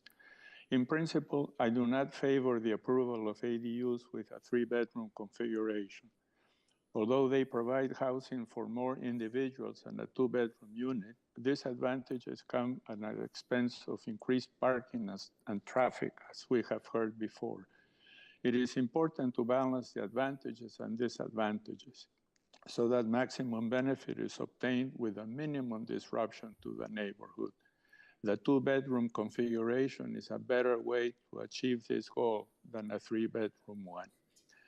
The location of ADUs are also very important, and it is imperative that no clustering occurs.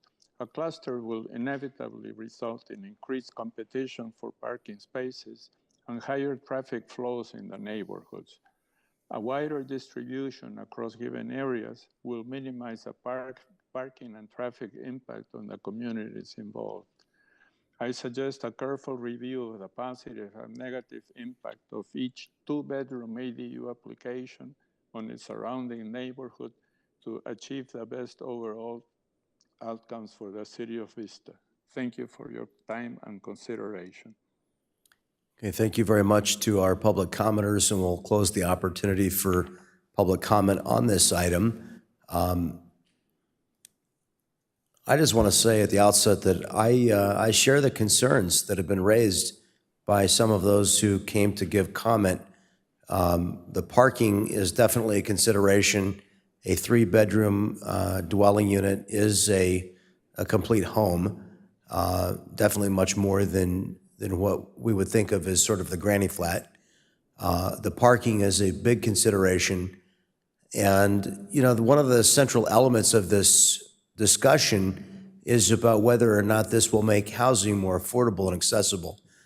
And the argument is that if we create more density and inventory, that it will make housing more accessible. But we've seen everywhere from Los Angeles and New York and San Francisco, literally everywhere where we've densified, where we have density of housing, we have higher housing prices. That's just a fact.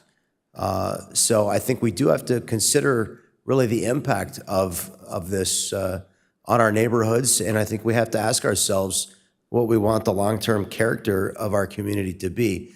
One of the other concerns that I brought up about purchasing, and what are we spending, about $40,000, I think, on architectural plans? Yes. But we're not, so we're going to gift these essentially to the residents.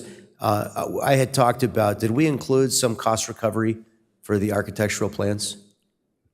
We haven't gotten to that point. See, I believe because essentially we're gifting these plans to individuals. I think there's a gift of public funds issue, and I think that the people of the city of Vista who are not benefiting from the gifting of these plans have an entitlement to have some recovery of the investment that they've made. I think it's great. And we've waived fees on the ADUs substantially. We've made it substantially cheaper.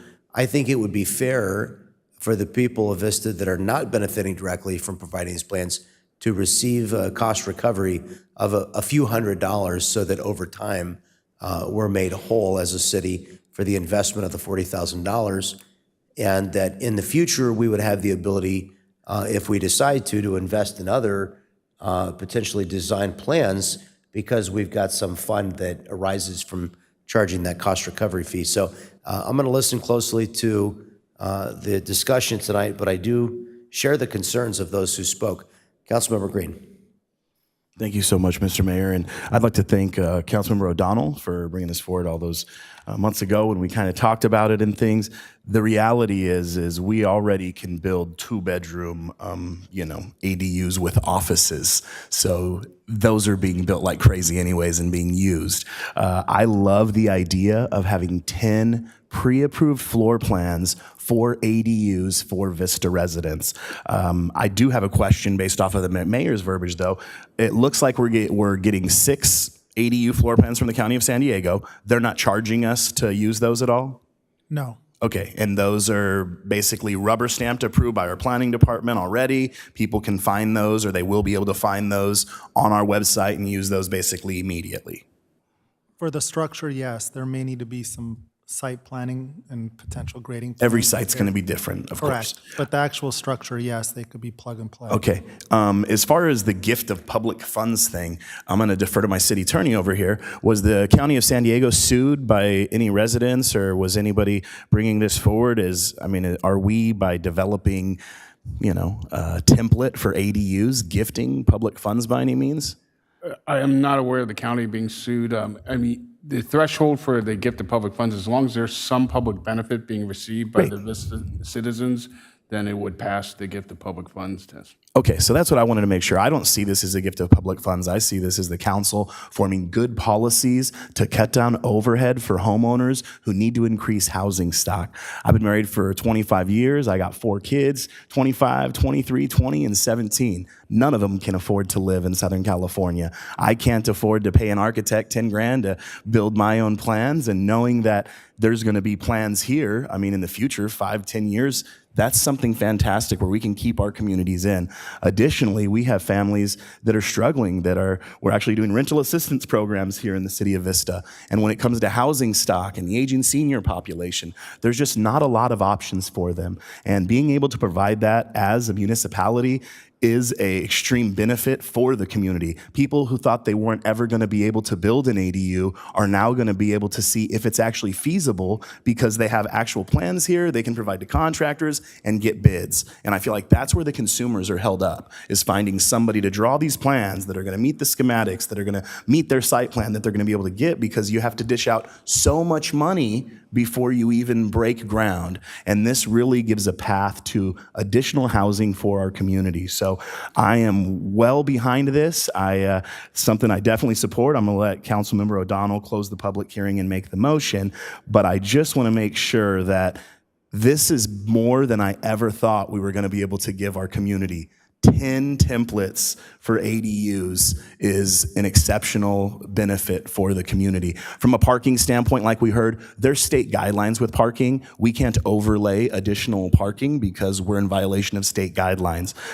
So I want to make sure that that's noted to the right here, city manager and city attorney. So That's correct. yes, so we're not able to. The guidelines that you read there are actual state guidelines that are mandated. The state is doing a big push for additional housing, and if we don't create policies and guidelines like this within our city to increase our housing stock and hit our RHNA numbers, the state's gonna come in and put high rises all over the place. So as a council, this is a great opportunity for us to increase our housing stock, hit additional RHNA numbers, and really remain on track with our housing elements. So I'm 1,000% behind this. I appreciate the work that staff's done on it and the work and discussion that council has had. Thank you so much. Councilmember O'Donnell. We certainly don't want those 16-story high-rises here in Vista, so I agree with you. I'm going to reiterate a few things. Well, one, first, Mr. Vaca, can you just tell me, did we increase the footprint of the square footage in these staff recommendations? No, the maximum square footage would still be at 1,200. And if it's a 2-bedroom unit, it couldn't exceed 850 square feet. And I asked that for a purpose. So Councilmember Green brought up an excellent point that I was going to bring up as well, and that is these units are already at 1,200 square feet. So what's happening right now is people are building 2-bedroom units, and they're adding a 3rd office unit on. And so long as it has French doors or an exit and entrance, and there's a either closet or a bar in there, it's completely legal. And so what they're doing is they're utilizing it as a 3rd bedroom already. And so all we're doing is updating the code because we don't have the time or the resources or the funds to go in and try and penalize every single individual that's utilizing an office space as a 3rd bedroom. But also, it will increase the housing stock. And I've talked to seniors that had no idea that ADUs were even available. And they love the idea just because they don't need a big 2,000 square foot home anymore. And we do have a growing senior population in the city of Vista. But I've also talked to a lot of young people that are leaving the city of Vista. And I'm talking about people that have lived here their entire lives because they can't afford to stay here anymore. They can't buy a home, rents $3,000 for a 1-bedroom. Having a place that is available and increasing that stock is going to benefit our community tenfold to any issues we have with parking. But beyond that, I understand the concerns that are taking place, but having designs in place, and I understand the mayor's point about trying to recoup some of the fees. What is the overall cost again? Is it $40,000 total? So even a minimal fee of like $100 to get these plans, I'd be open to. But I am curious, how many ADU applications have we had in maybe the last 12 months? Last year, we had 71 accessory dwelling units. So it's not something that's exploding here in Vista, even though the same 1,200 square feet are available to anybody that wishes to build it. That's correct, because it was also split approximately by almost a third between detached, attached, and then the junior ADUs, which are typically within the existing structure. And to the point that was made, we cannot, per state law, we cannot stop any of these units being built, correct? That's correct. Okay. So the reason I brought this forward was for all the reasons that I just mentioned, but also it is because this is a policy that needs to be fixed. It is outdated. It is stagnant. We need to have a better housing stock. We need to provide more opportunity for our residents to build. And I'll be honest with you, even once this goes through, you're not going to see a flood of ADU applications because it's still between $400,000 and $600,000 to build one of these things. So at this time, I'm going to make a motion to close the public hearing and adopt staff recommendations. Councilmember Contreras. I do want to thank you again, Councilmember O'Donnell, for bringing this forward.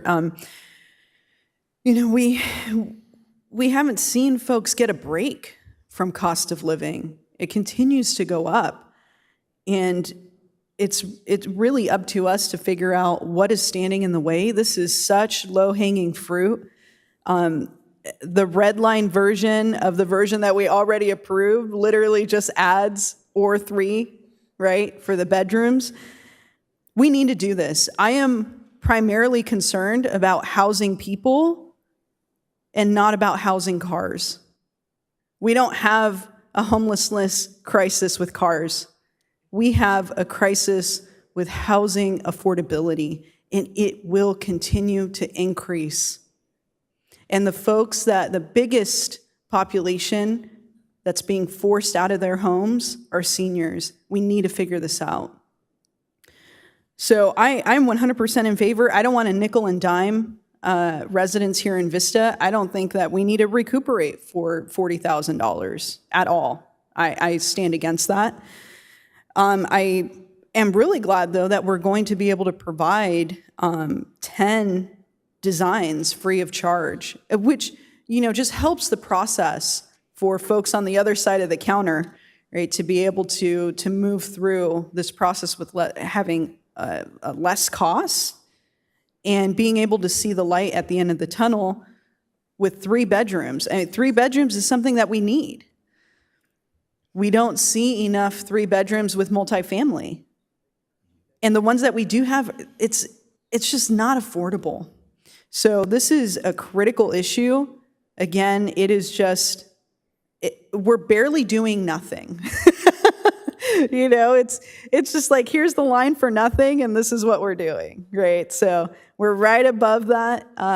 The bar is very low here, and I'm really glad that we have a council that's forward-thinking, that understands that we need to move in a direction of inclusivity to provide different types of housing stock so that we can continue to build a community that's strong, prosperous, resilient in the face of the many economic challenges that people have already overcome and that will continue to come our way.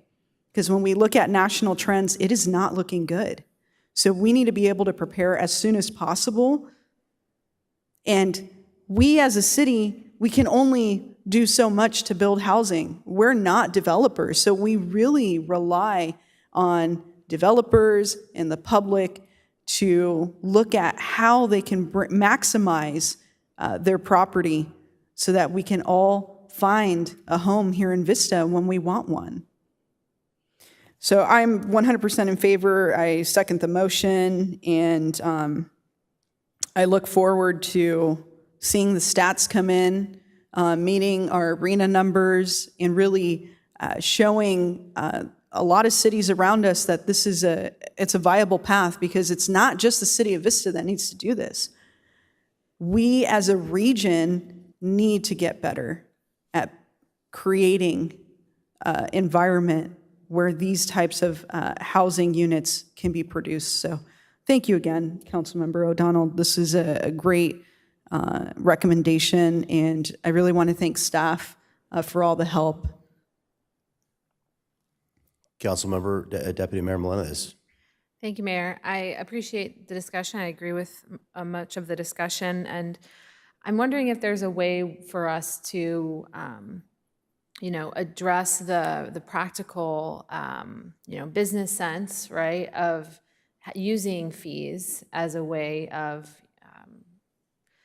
covering the costs to the city, but also making sure that this process is community-oriented so that, the average Vista resident who wants to be able to express their own property rights and build on their property is able to do that without cost prohibition. There are not only individual property owners in the city of Vista, there's also corporate landlords and corporate property owners who own many swaths of property. And I'm wondering if it's at all possible to parse out that fee to, the single home owner in Vista doesn't have to pay, but the corporate homeowner maybe should pay. City Attorney, is that even possible? I wouldn't recommend it because it'd be discriminating against a class of persons. The persons in this case being a corporation, being a person, and that's legal definition of a person? The Supreme Court has determined that corporations are persons. Well, I am in complete disagreement with the Supreme Court on this one. I do not believe that corporations are people, and I'll just state that for the record. And it sounds like if we want to make the cost of these designs accessible for the average person in Vista, then they'll also be free for corporations as well. Thank you. Councilmember O'Donnell. Yeah, well, one, Joe, I completely forgot to thank staff for bringing this to us. So thank you very much for the work that went into this, because I know that it's trying to collect and also get all the information for these. Probably took some time, and I'm grateful for it. Just really quick, I actually would, while I'm open to the idea of a fee, I will also say that I'm also open to not having one, because if you look at our overall budget, and this is just very quick math, it is 0.00036 of our annual budget to add these in. So to recoup that, I'd be fine if we didn't then. But yeah, appreciate the discussion, that's all. Mind the pennies and the dollars take care of themselves. Councilmember Green. Thank you for that saying, Mayor Franklin. I'm going to write that bad boy down. As opposed to saying that we weren't going to charge corporate people, because I know that that is a protected class, I do agree that a non-owner occupied property that is specified as a non-owner occupied property where the owner is not residing in the property is not a protected class. It's not specifying a person. It's not specifying a corporation. It's not specifying a nonprofit. It's just specifying any property that is non-owner occupied in the city of Vista will not be able to take advantage of the fee waiver, or won't be able to, because I feel like if it's non-owner occupied, it could be an individual, it could be any class. A non-owner occupied is not a protected class. I definitely understand what the council and deputy mayor are talking about, but you'd still be discriminating. We're not applying equal protection of the laws equally. So, and it would also be hard to enforce. But who am I discriminating against? Because I'm trying to benefit city residents, right? I don't want to give the gift of city funds, right? I'm providing these 10 templates per se, but if you're non-owner occupied, you're not a resident of the city. Therefore, you shouldn't deserve a benefit of public funds from my city. So if it's non-owner occupied, that's a gift of public funds to a non-owner occupant, right? Let me just interject one pertinent fact. As you know, as a realtor, the county provides a certain dispensation to owner-occupied properties. Tell us what it is, Joe. You get a discount. Well, you do, and also when they're transferred differently. Investment properties, there's more recapture tax, there's more withholdings and things like that. You get an exemption for owner-occupied. Yeah, you get to write off your interest as an owner-occupied property. Exactly so what it is, I feel like the state isn't. Go ahead, during those transactions, there's title searches done, and here with the ADU application, we're going to be taking a written application with just with the applicant stating what type of occupancy this is. That's fine. We wouldn't be doing. We would, if we need to do title searches, we'd be. It's actually a self-certification with the recorder's office that you do subsequent to purchasing. Yeah, because they do change of ownership forms at the county of San Diego, and you don't need to pull tax records. You can just check. It's just a box. It should be in your GSI information. Occupied, non-owner occupied. It's a box we check every transfer. Check it on a grant deed. So I don't know. I feel like non-owner occupied people are not a protected class. If the council really wants to go down this road, we can, but it's going to be very difficult for us to ascertain who's really a owner-occupied or non-owner-occupied property. I feel like if it's a And it would take a lot of self-certification, though, staff we just time. put it on the application. We just put it on, is this occupied or non-owner occupied? And then if they check they're non-owner occupied, they get charged. I don't got to investigate. If the homeowner has applied for that exemption with the County of San Diego, then they would have already they've already basically signed an affidavit under penalty of perjury that it's owner occupied. So we could actually, I think, pull that probably from the county. Yeah, so that's all I'm saying So- is I'm not worried about $40,000, but I am worried about a non-owner occupant, some type of, investor, even individual that owns 10 properties, that they're all rental properties, and that's how they make their living per se, and then we're not charging them any money. So non-owner occupied isn't a protected class, and you'll notice in the tax code that it's not protected, because if it was, then the state of California would be sued regularly when they were providing additional taxes to non-owner occupied sales and capital gains and all of that stuff. So I feel like there is a way to get the money, and if we just made a nominal fee of, $500 per plan for all non-owner occupieds or something,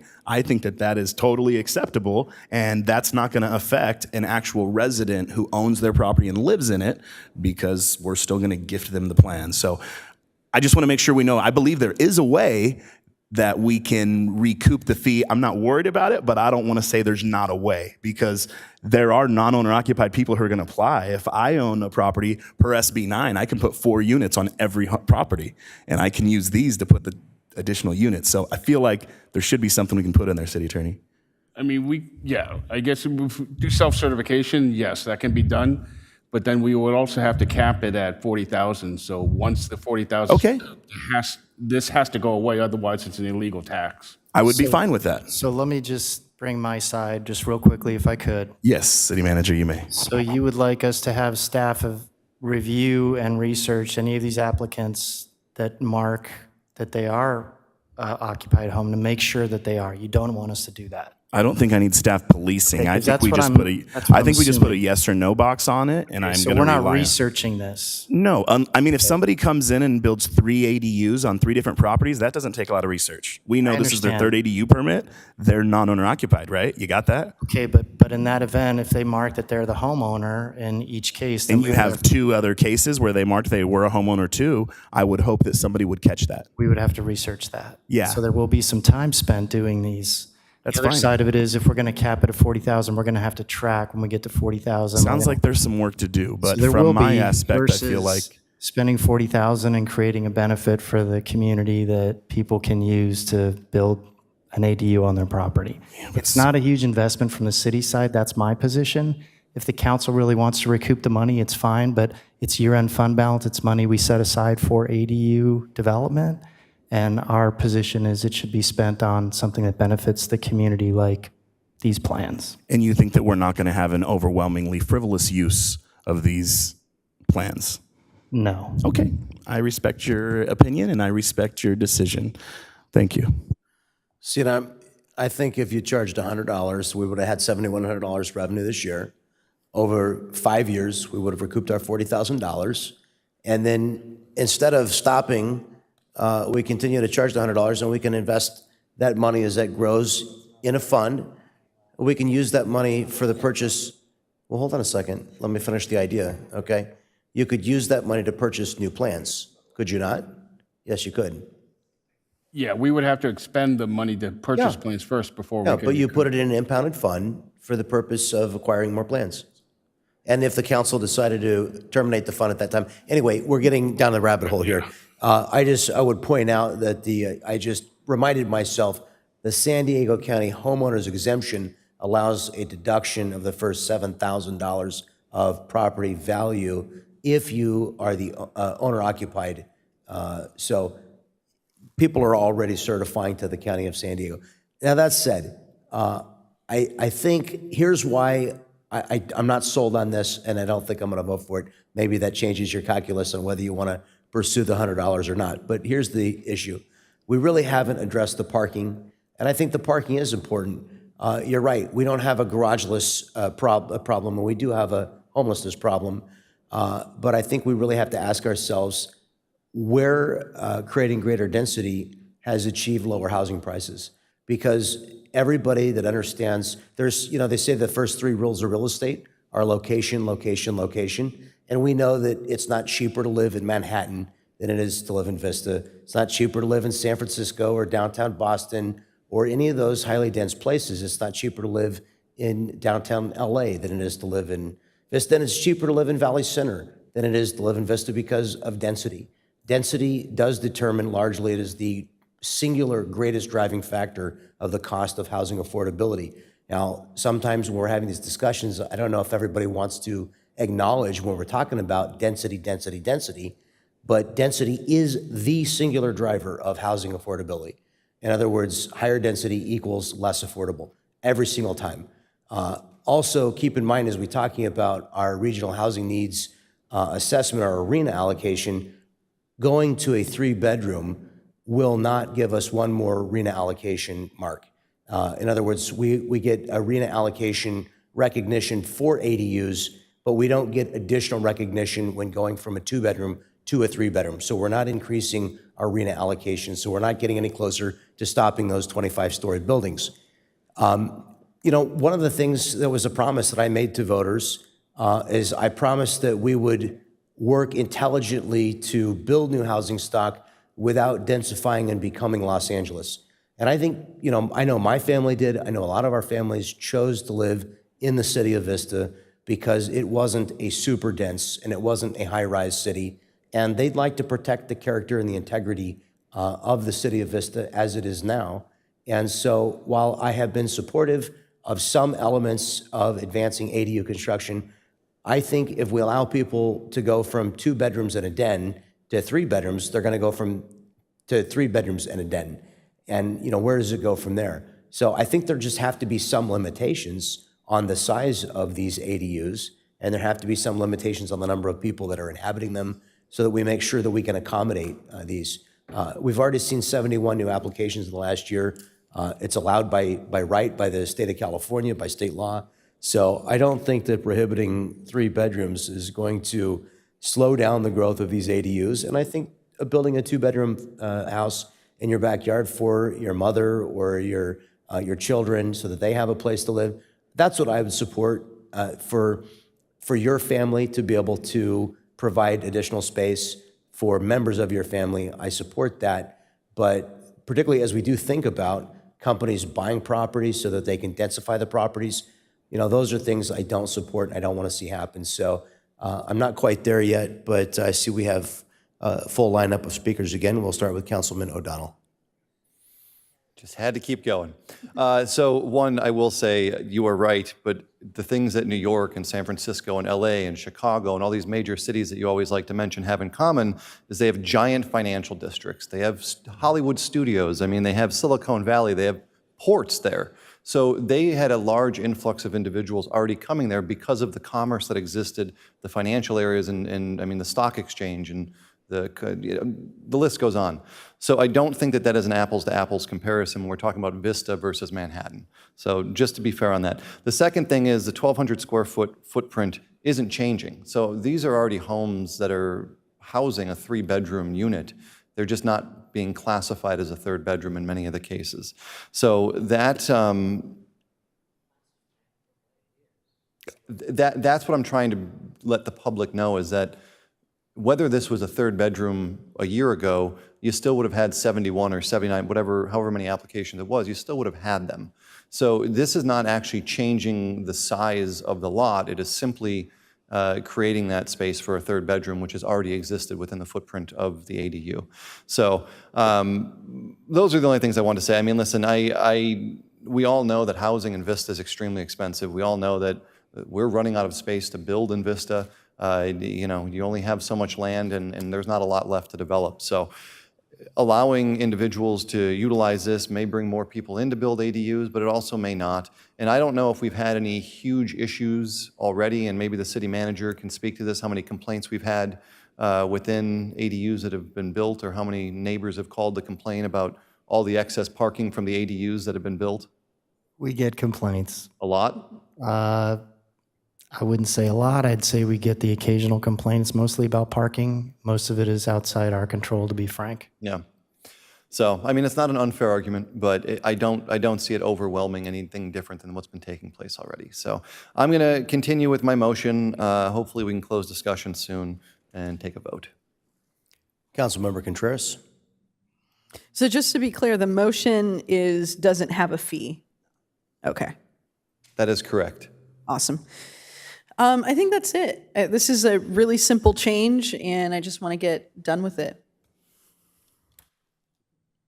Okay, we have a motion and a second. Please cast your votes.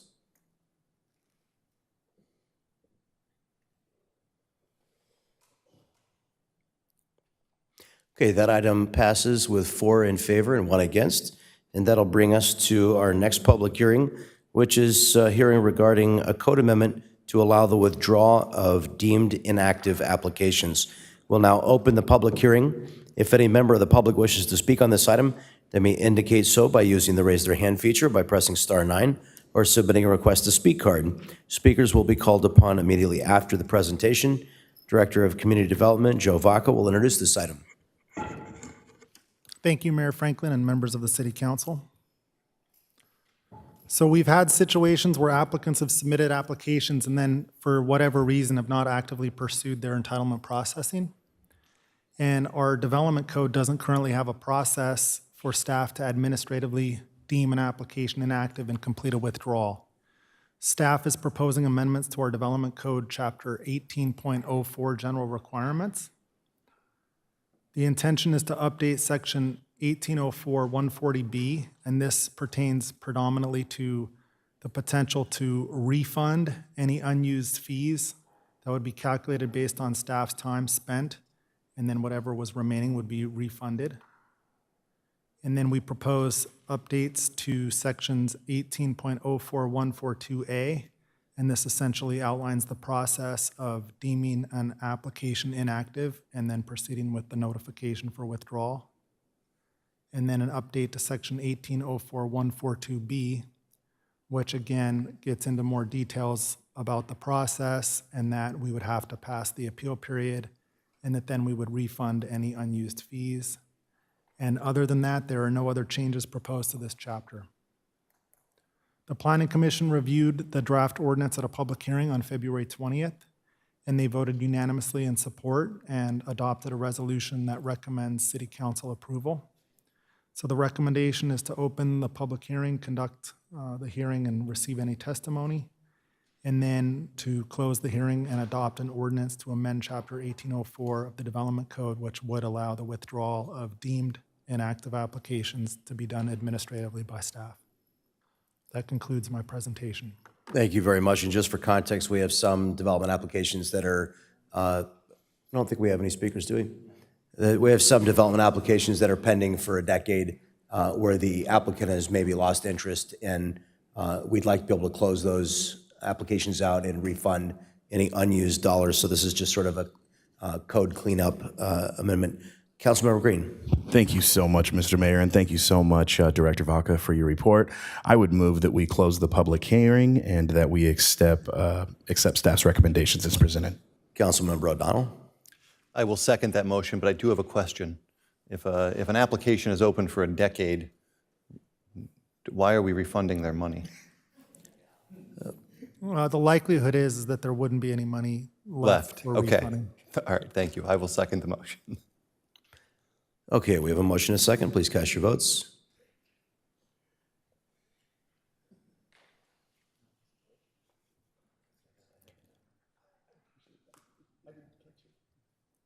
Okay, that item is approved unanimously. That'll bring us to our first discussion item this evening, our first and only discussion item, which is street closures in downtown Vista. If any members of the public wish to speak on this item, they may indicate so by using the raise their hand feature by pressing *9 or by submitting a request to speak card. Speakers will be called upon after the presentation. Councilmember Contreras asked for this item to be put on the agenda, so we will ask her to introduce it. Thank you so much. You know what? I didn't want to, put a whole bunch of slideshow presentation together or not. What I wanted to do with this discussion is really open up a discussion with my colleagues just to gauge the temperature of the council And then that way we could provide some direction to staff if there's consensus on reimagining our downtown. I wanted to allow for a wide range of discussion at the council level, which is why I put permanent and temporary closure in there. There's the possibility that some segments can be, permanently closed. There's also the possibility that we might want to have temporary closure and have some more events downtown that provide, even if it's like a pilot project, right? What if we did, an event once a month where we close down a bigger section of the downtown area A and created an accessible space for folks to ride their bikes, skateboard, walk around, just trying to think about how to activate the downtown. So I really wanted to keep this very wide. And I just want to hear from my colleagues. I think, there might be the ability to direct staff one way or the other. So I'll just leave it at that and see if there's any public comments, and then we can get to hearing from my colleagues. Yeah, we do have one member of the public that asked to be heard, and that is Carly Deddy.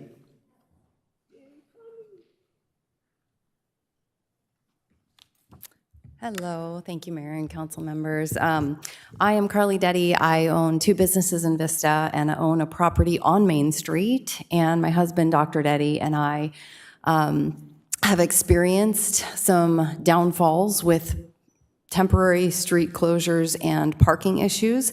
I would say our number one issue and complaint with all of the businesses down on Main Street is parking. And so to temporarily close things, even if it's like non-working hours, obviously for our clinic, we are on the end of Main Street, or the second building in 123 Main Street. That would, if it was during business hours, it would be detrimental to our business. We have patients that are in pain. We also have a huge rehabilitation and chiropractic center right next to us that are coming on crutches and wheelchairs and hobbling in, and for them to have to walk any further than they already do because of the parking issues in downtown would be devastating. I have actually had a weight loss clinic, and I had to shut down my location on Broadway when they had temporary street closures, even just for construction. And so the effects on the businesses, I don't know if you guys have considered that at all, but it's definitely damaging to the businesses down there. I would say that we've been in Vista over 20 years. We took a risk coming down when it wasn't very nice, and we planted our roots and we said we're staying, and we want to stay. And we know that would, if this goes through where there are closing of the streets, we would have to move and possibly sell our building. And so that would be very damaging to our business and a lot of the other businesses down there who rely on the parking spots along Main Street. And even we lost parking spots when the Ryland apartments were built, and that was challenging for our business as well. So just want to go on record saying that I vote against that. Highly recommend you consider the businesses, and I appreciate your time and spending your dinner time with me. Thank you. Councilmember Green? Thank you so much, Mr. Mayor. And one thing that I wanted to kind of point out, because I was speaking with some downtown businesses about this very item, and a lot of them were unaware of the public parking that is in the Ryland building over there. If I'm not mistaken, is it 84 parking spots that are in that building? How many parking spots were there? I think there's like around 50 or 55 spaces. 55 spaces. Public. Okay, so I want to make sure that you know, in that building that is just right in that little hallway, there are 55 spaces that are there, and it was a dirt lot before. I remember the dirt lot. Okay, great. Hated parking my car in a dirt lot. So I do love having sheltered spaces there, which is great. So I just wanted to point that out because some business owners thought the whole thing was permitted and that you couldn't park anywhere in there. But as a council, when we did, work on that building, we wanted to make sure that we didn't take away that parking that was there, and 50 some odd spaces is close to as many spaces as you could get in that dirt lot, and your car stays clean, which is fantastic. Thank you so much for bringing this forward, Councilwoman Contreras, and for your point, and I normally don't address comments, I feel like the streets that we're looking at closing are more the Indiana area there by Belching Beaver. I'm not in favor of closing down the entire Main Street ever. I think that it should always be kind of a pass through and like a circle between Main Street and Broadway. I love kind of the fluidity of the two streets. I am a supporter of like a temporary retractable Ballard type of thing. I've been to Europe several times, and you know, the Trevi Fountain area has the Ballards pop up when there's a big event like New Year's Eve or something. And when you pop those up and you close that down, I think it'd be great to have some type of system where we can actually close down that Indiana area and make a little courtyard. From a parking standpoint, parking is a huge issue in downtown. I actually get to go downtown to take my wife out to dinner now, which we used to not be able to. I used to have to go to Carlsbad, and there's no parking down there either. So parking is kind of an issue in any metropolis area that you're going to be at. But it definitely is an issue when it comes to parking. And as a city, I've spoken with our city manager about this. In the event we're having events where we're closing down that road and we're closing down an area and we're taking away parking, we're going to market that a lot and let people know, hey, this weekend, Friday, Saturday, and Sunday, we have a farmer's market, an artist market. We have 3 days of events in downtown. Please park at the Vista Transit, park at Vista Magnet Middle School, park at our public parking, because there will be no parking in that area. So for the temporary closures, I'm a huge fan of kind of getting the word out to the community that we're closing the road temporarily. I always kind of thought, and I don't know how happy the business owners or my colleagues will be with me here, but there are 3 parking spots that are kind of weird at that area right next to the gazebo right there. And if we're looking for more of a community area on the corner right there, I wouldn't be opposed to kind of paving that little area and making more of a sitting area and maybe a play area or more of an arts area. It's right by the Locks of Love that we have right there. But it really is just 3 parking spots right there. We'd still have the ADA spots, but I think if we, reimagine that area, just pave that little area to start, and then that way when we do Ballard off the end there, we have a bigger paved area for, vendors and things like that. And when it's not, closed down, it'd be a bigger area for street vendors and, additional things that people want to do. We do have a regulation already in the city of Vista where a street vendor can buy space on our public streets to sell items, and that might be a good location for something like that, and it would put more boots on the ground. As of now, I'm not a fan of closing Indiana area permanently, but I love the area right here where South Indiana and Broadway are, making this whole kind of area a courtyard.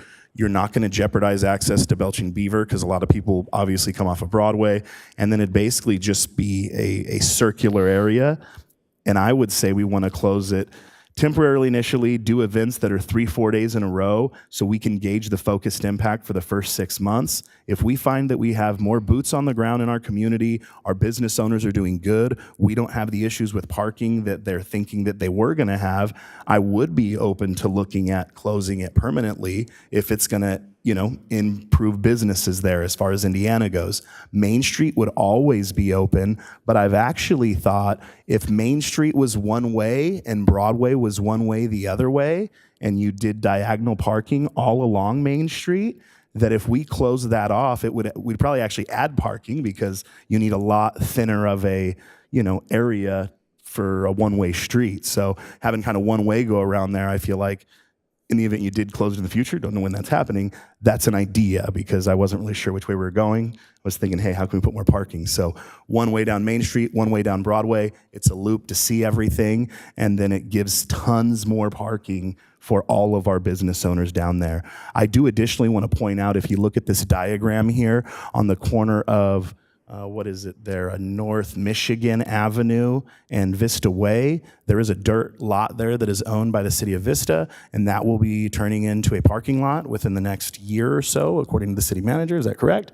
So that will also be providing additional parking spaces for the downtown. So we're trying to do all that we can for the businesses. So the question was, have you thought about this? Hopefully you feel me. Yes, we've thought about it, but I've also thought about what type of traffic events bring to our downtown. I like that, the farmer's market is at the courthouse, but how awesome would it be if we had a farmer's market, twice a month in downtown, and that same venue was then shifted there? And how many more boots on the ground would you have in your stores and in our restaurants, and how much more money is being spent?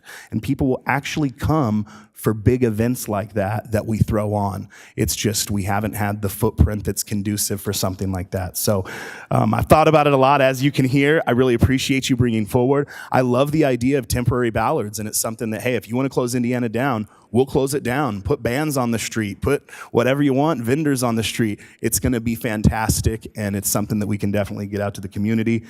If it works, let's go permanent and let's go one way around and really slow down traffic and add more parking and just make this an area that can really be a courtyard and a focal point of downtown. And I really think that the one-way road is the only way that you're going to be able to make the business owners, all happy, because that's going to provide the additional parking for them. So thank you so much for bringing this forward, and I look forward to watching the landscape change over the next years.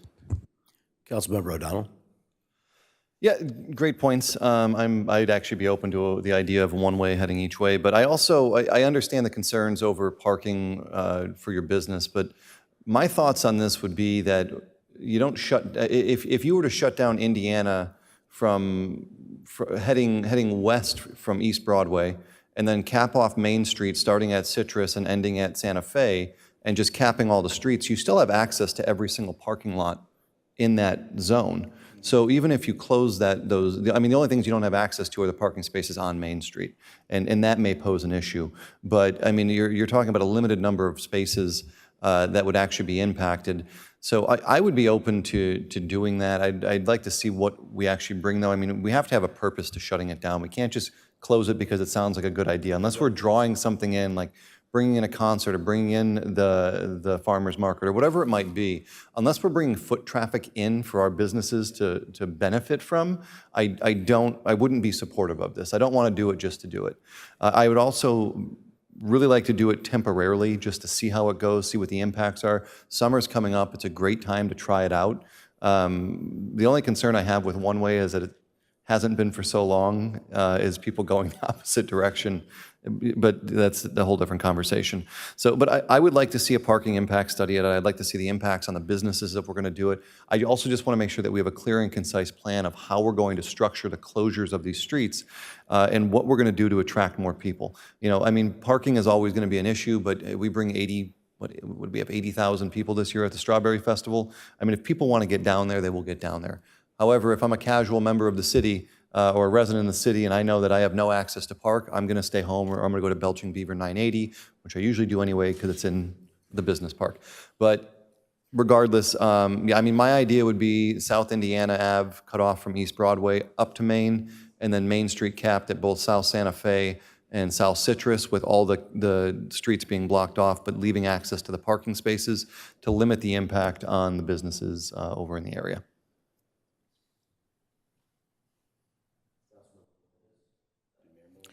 Thank you, Mayor. Thank you, Councilmember Contreras, for bringing this discussion forward. I like to do a little, research and being a tourist in other cities and seeing what they have to offer. And I think thoughtfully closed areas, it's not even necessarily closing an area. It could really be seen as opening it up for more multimodal uses.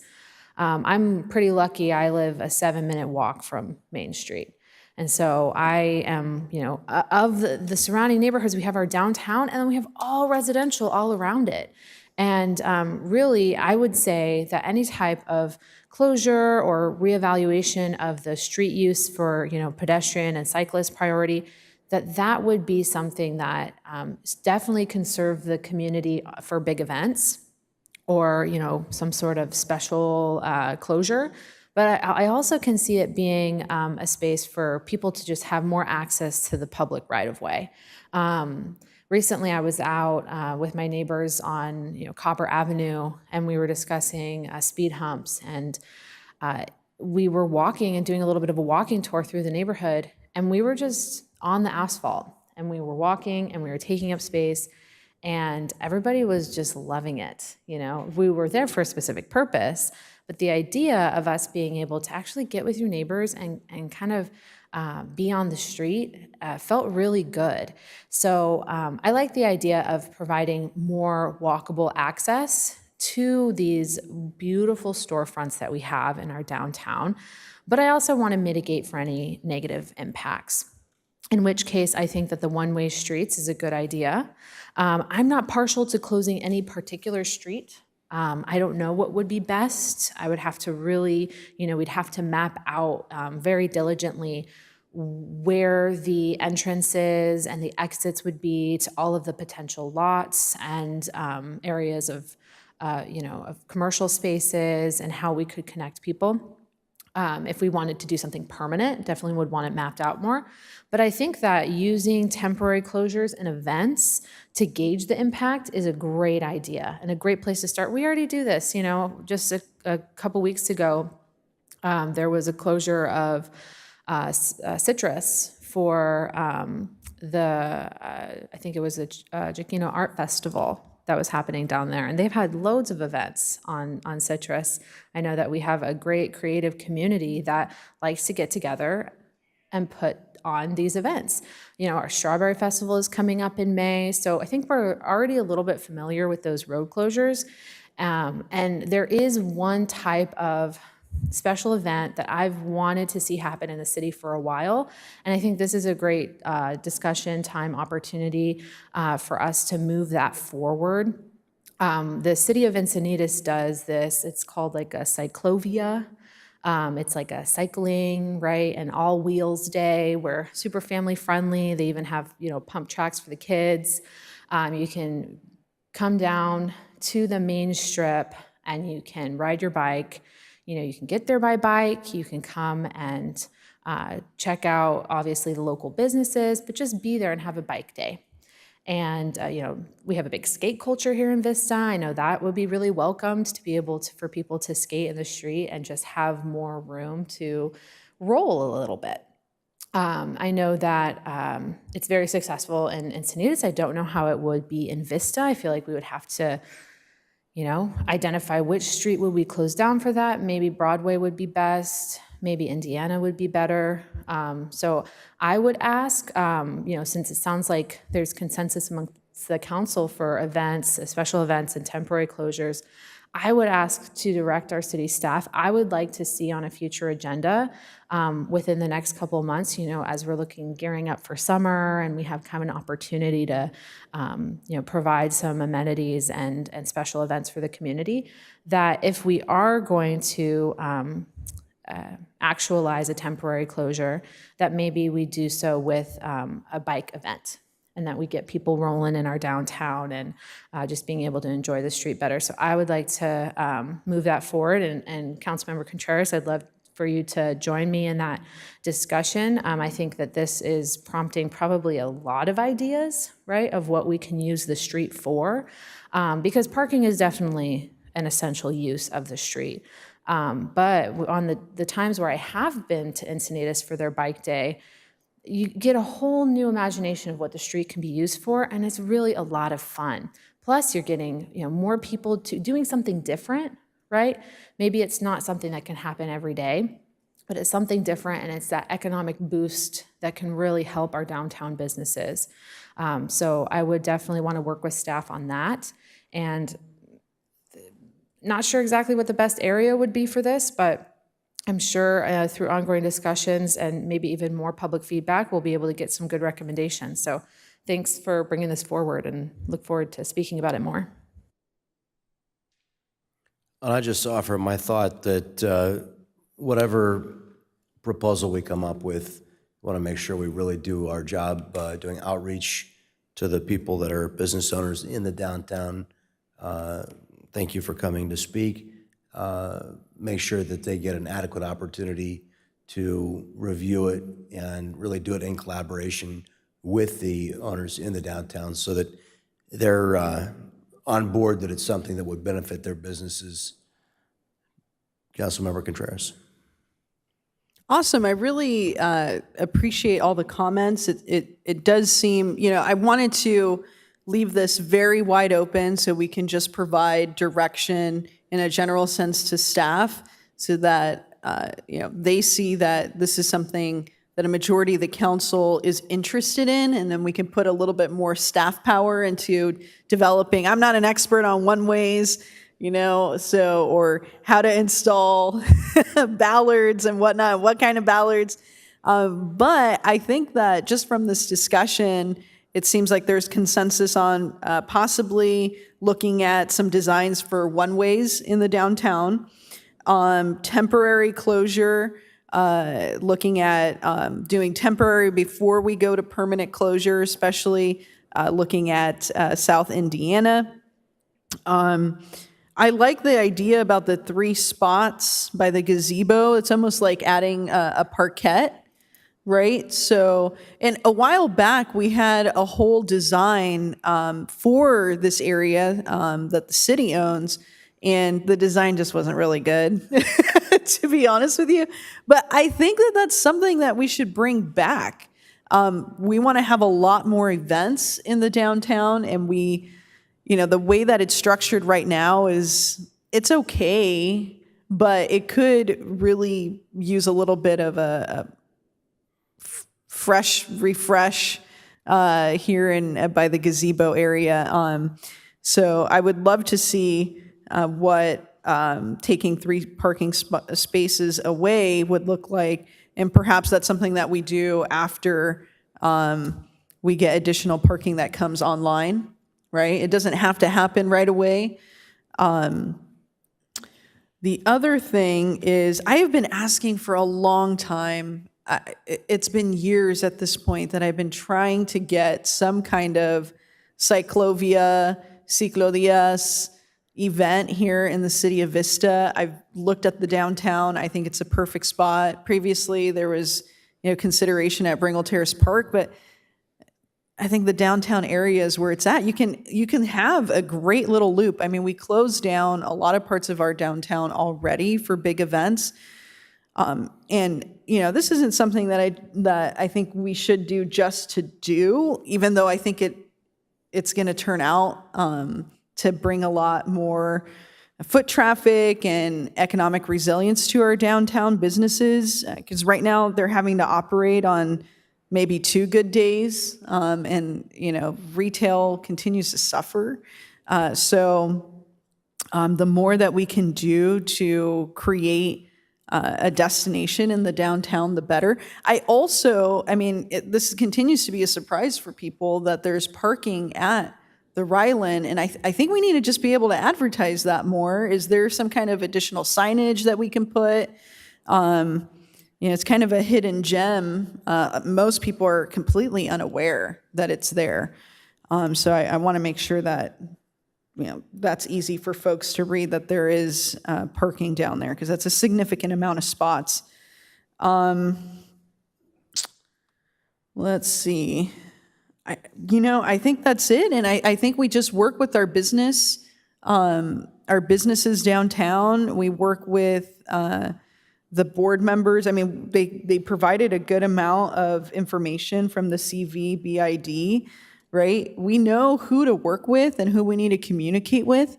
And I think that, there's not a huge rush on this, but it is good to start this process. The last thing I want to say is just thank you again to my colleagues. I think that there's a lot more that we can do with subtle little changes in our downtown, knowing that we're going to get a whole bunch more folks coming in once that church space becomes a multifamily housing, right? Parking, we only have so much space for parking in our downtown. So that's something that we're going to have to take into consideration in the future. And do we continue to have 100% free parking? Do we do a parking fee like the city of Santa Barbara, where for the first 75 minutes it's free, and then you have to pay $3 for every hour? What could that fee go to? Could it go to creating more events downtown? Could it go to having a connector neighborhood electric vehicle, little golf cart, right? These are the types of things that we're going to have to start thinking about and discussing as a council. There's plenty of examples in other cities to look at what the data is there. We don't have to, reinvent the wheel, but sometimes we got to just get moving in the direction that other folks are moving. And so I would love to see our economic development department look into, bringing not just, bringing forward plans for temporary closures, but seeing, what's the co-benefit on the economic side? Because I think that there's a lot, and we also have the ability to capture that data, which we have been. So it's really easy for us to study temporary closures and their impacts. And if we don't see this co-benefit to economic opportunity increasing in our downtown, then it's real easy to shut it down. It's like, okay, well, that didn't work. We're going to move on and leave that idea behind. So, City Manager, do you have a good amount of direction to bring back at a future meeting? I have some more info. I have 5 items. Look at one-way options with additional parking and bring that back. Bring back the gazebo discussion to look at that public space. Better advertise public parking at the Ryland and figure out how we can do that. Perform outreach to the downtown business owners and CVBID to discuss ideas, options, and any proposals. And last, a Cyclovia event to evaluate that and bring that back for council discussion. Beautiful. I love it. Councilmember Green. Lastly, I just like to be on the record as saying, let's bring back the weekly street fair in downtown Vista. Come on, man. As a little kid, every Thursday night, we would shut down downtown Vista, and we would literally shut down the whole street. And we'd have vendors and, dancing. And I mean, we weren't footloose back then. You could have more than 2 people dancing, Oh, and it's illegal to ride bikes in the park. So you can't do Cyclovia in the park, my friend.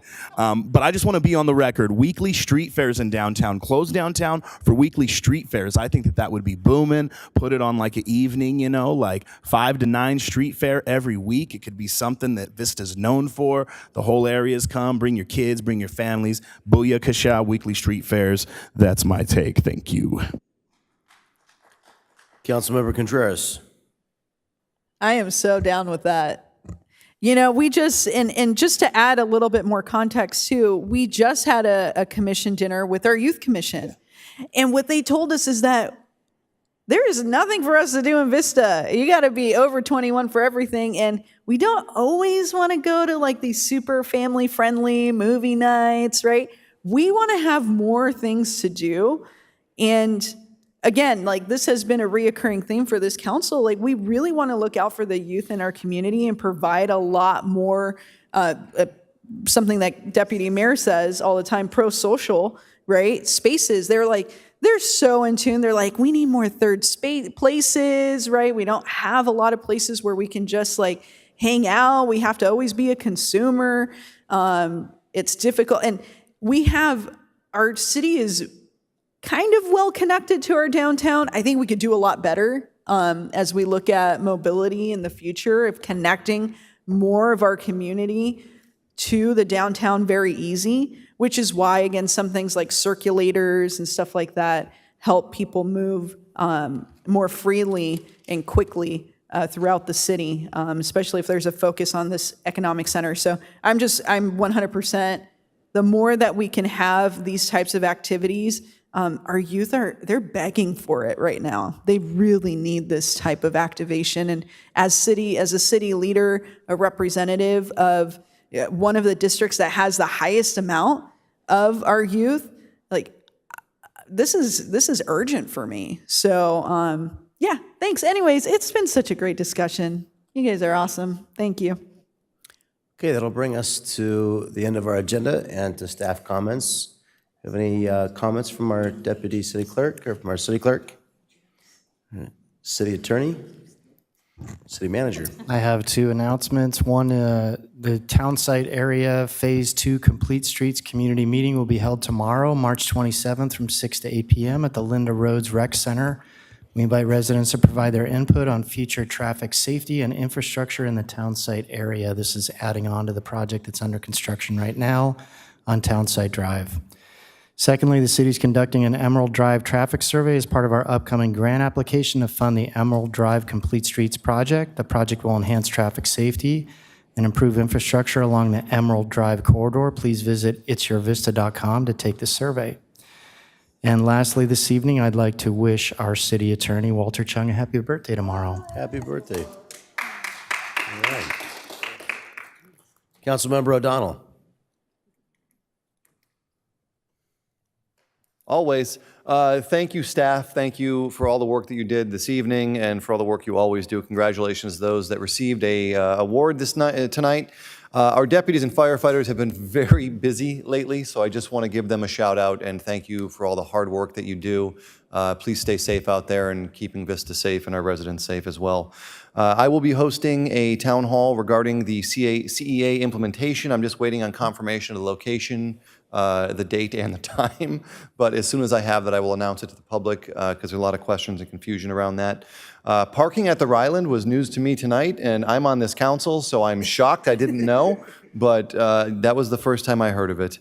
As always, I want to thank my wife, Allie, for allowing me to spend these Tuesday nights and many hours away from home doing this job. But also, and finally, I thank this council for recognizing our Vietnam veterans. My father, I talk about him often when I talk about service, but he was shot in Vietnam by a sniper. Luckily, he survived, which is why I'm here today. But to all our veterans that served in the Vietnam War, thank you. And to all veterans out there, thank you for your service. Have a great night. Councilmember Contreras. Yeah, thank you again to my colleagues, to staff, to the public. This is always an opportunity for us to come together and do some really great things for our community. And I really appreciate the ability to have this space to do that. Outside of that, if you want to pick up trash and help us out in District 1, it's still going strong. Jovita Serafin, you can meet, her contact information is online. You can visit Guerreras en Acción por un Vista Limpio, and they do a trash pickup every Wednesday going on 4 years now of this, which is incredible. And I hope everybody has a good night. Councilmember Green. Thank you so much, Mr. Mayor. I'd like to start my comments with just giving huge props to staff, Jonathan Lung and team that worked really hard to get our Buena Creek Navigation Center off the ground. I'd like to thank Deputy Mayor Melendez also for doing a video to kind of highlight what we're doing in the city of Vista. We put a really big task on you as staff to have that thing open right away. And the fact that you guys met and exceeded expectations, I think is huge. So you guys should be getting mad props for that. Janice Selby Jones was sitting here the entire time and left right before oral communications. So I wanted to congratulate Janice Selby Jones for applying and also being appointed, officially appointed, as my new environmental commissioner. I'd also like to congratulate, don't even know if you know this or not, Councilmember O'Donnell, but my cousin Travis Crahill you nominated. So congratulations, cousin Trav. He's an electrician, works with the IBW. He's going to be a great addition to the environmental committee. And I also just want to thank my staff and colleagues for making a environmental committee that can kind of make sure that we hit all of our climate action plan goals, because that's a big thing. Lastly, I love Jen Green more than life itself. Have a great night, everyone. Deputy Mayor Melendez. Awesome. Thank you, Mayor. Thank you, colleagues, for the discussions tonight, and thank you, staff, and thank you, deputies, for being here, and thank you, everyone, for participating in this meeting. It's been really great. I want to give a quick update from the Standing Committee on the Homelessness Strategic Plan. In general, I think that there were two major topics that we covered, and that was the shelter intakes and safety policies. So expect to be receiving more of those concerns to our council soon. I also want to say thank you to everybody who participated in the shoe drive that I conducted. It was really, really amazing experience. 3 organizations are the recipients. That's Operation Hope Shelter, the MAC Project, and One Safe Place. And they will be receiving women, children's shoes with some men's sizes because there are families that do need shoes in our community. And we were able to get over 80 pairs donated, and we were able to provide donations to kind of, almost like a boutique, right, where we have a collection of quality donated shoes that were provided to the organizations, and then some families had requested specific sizes. So that was really wonderful.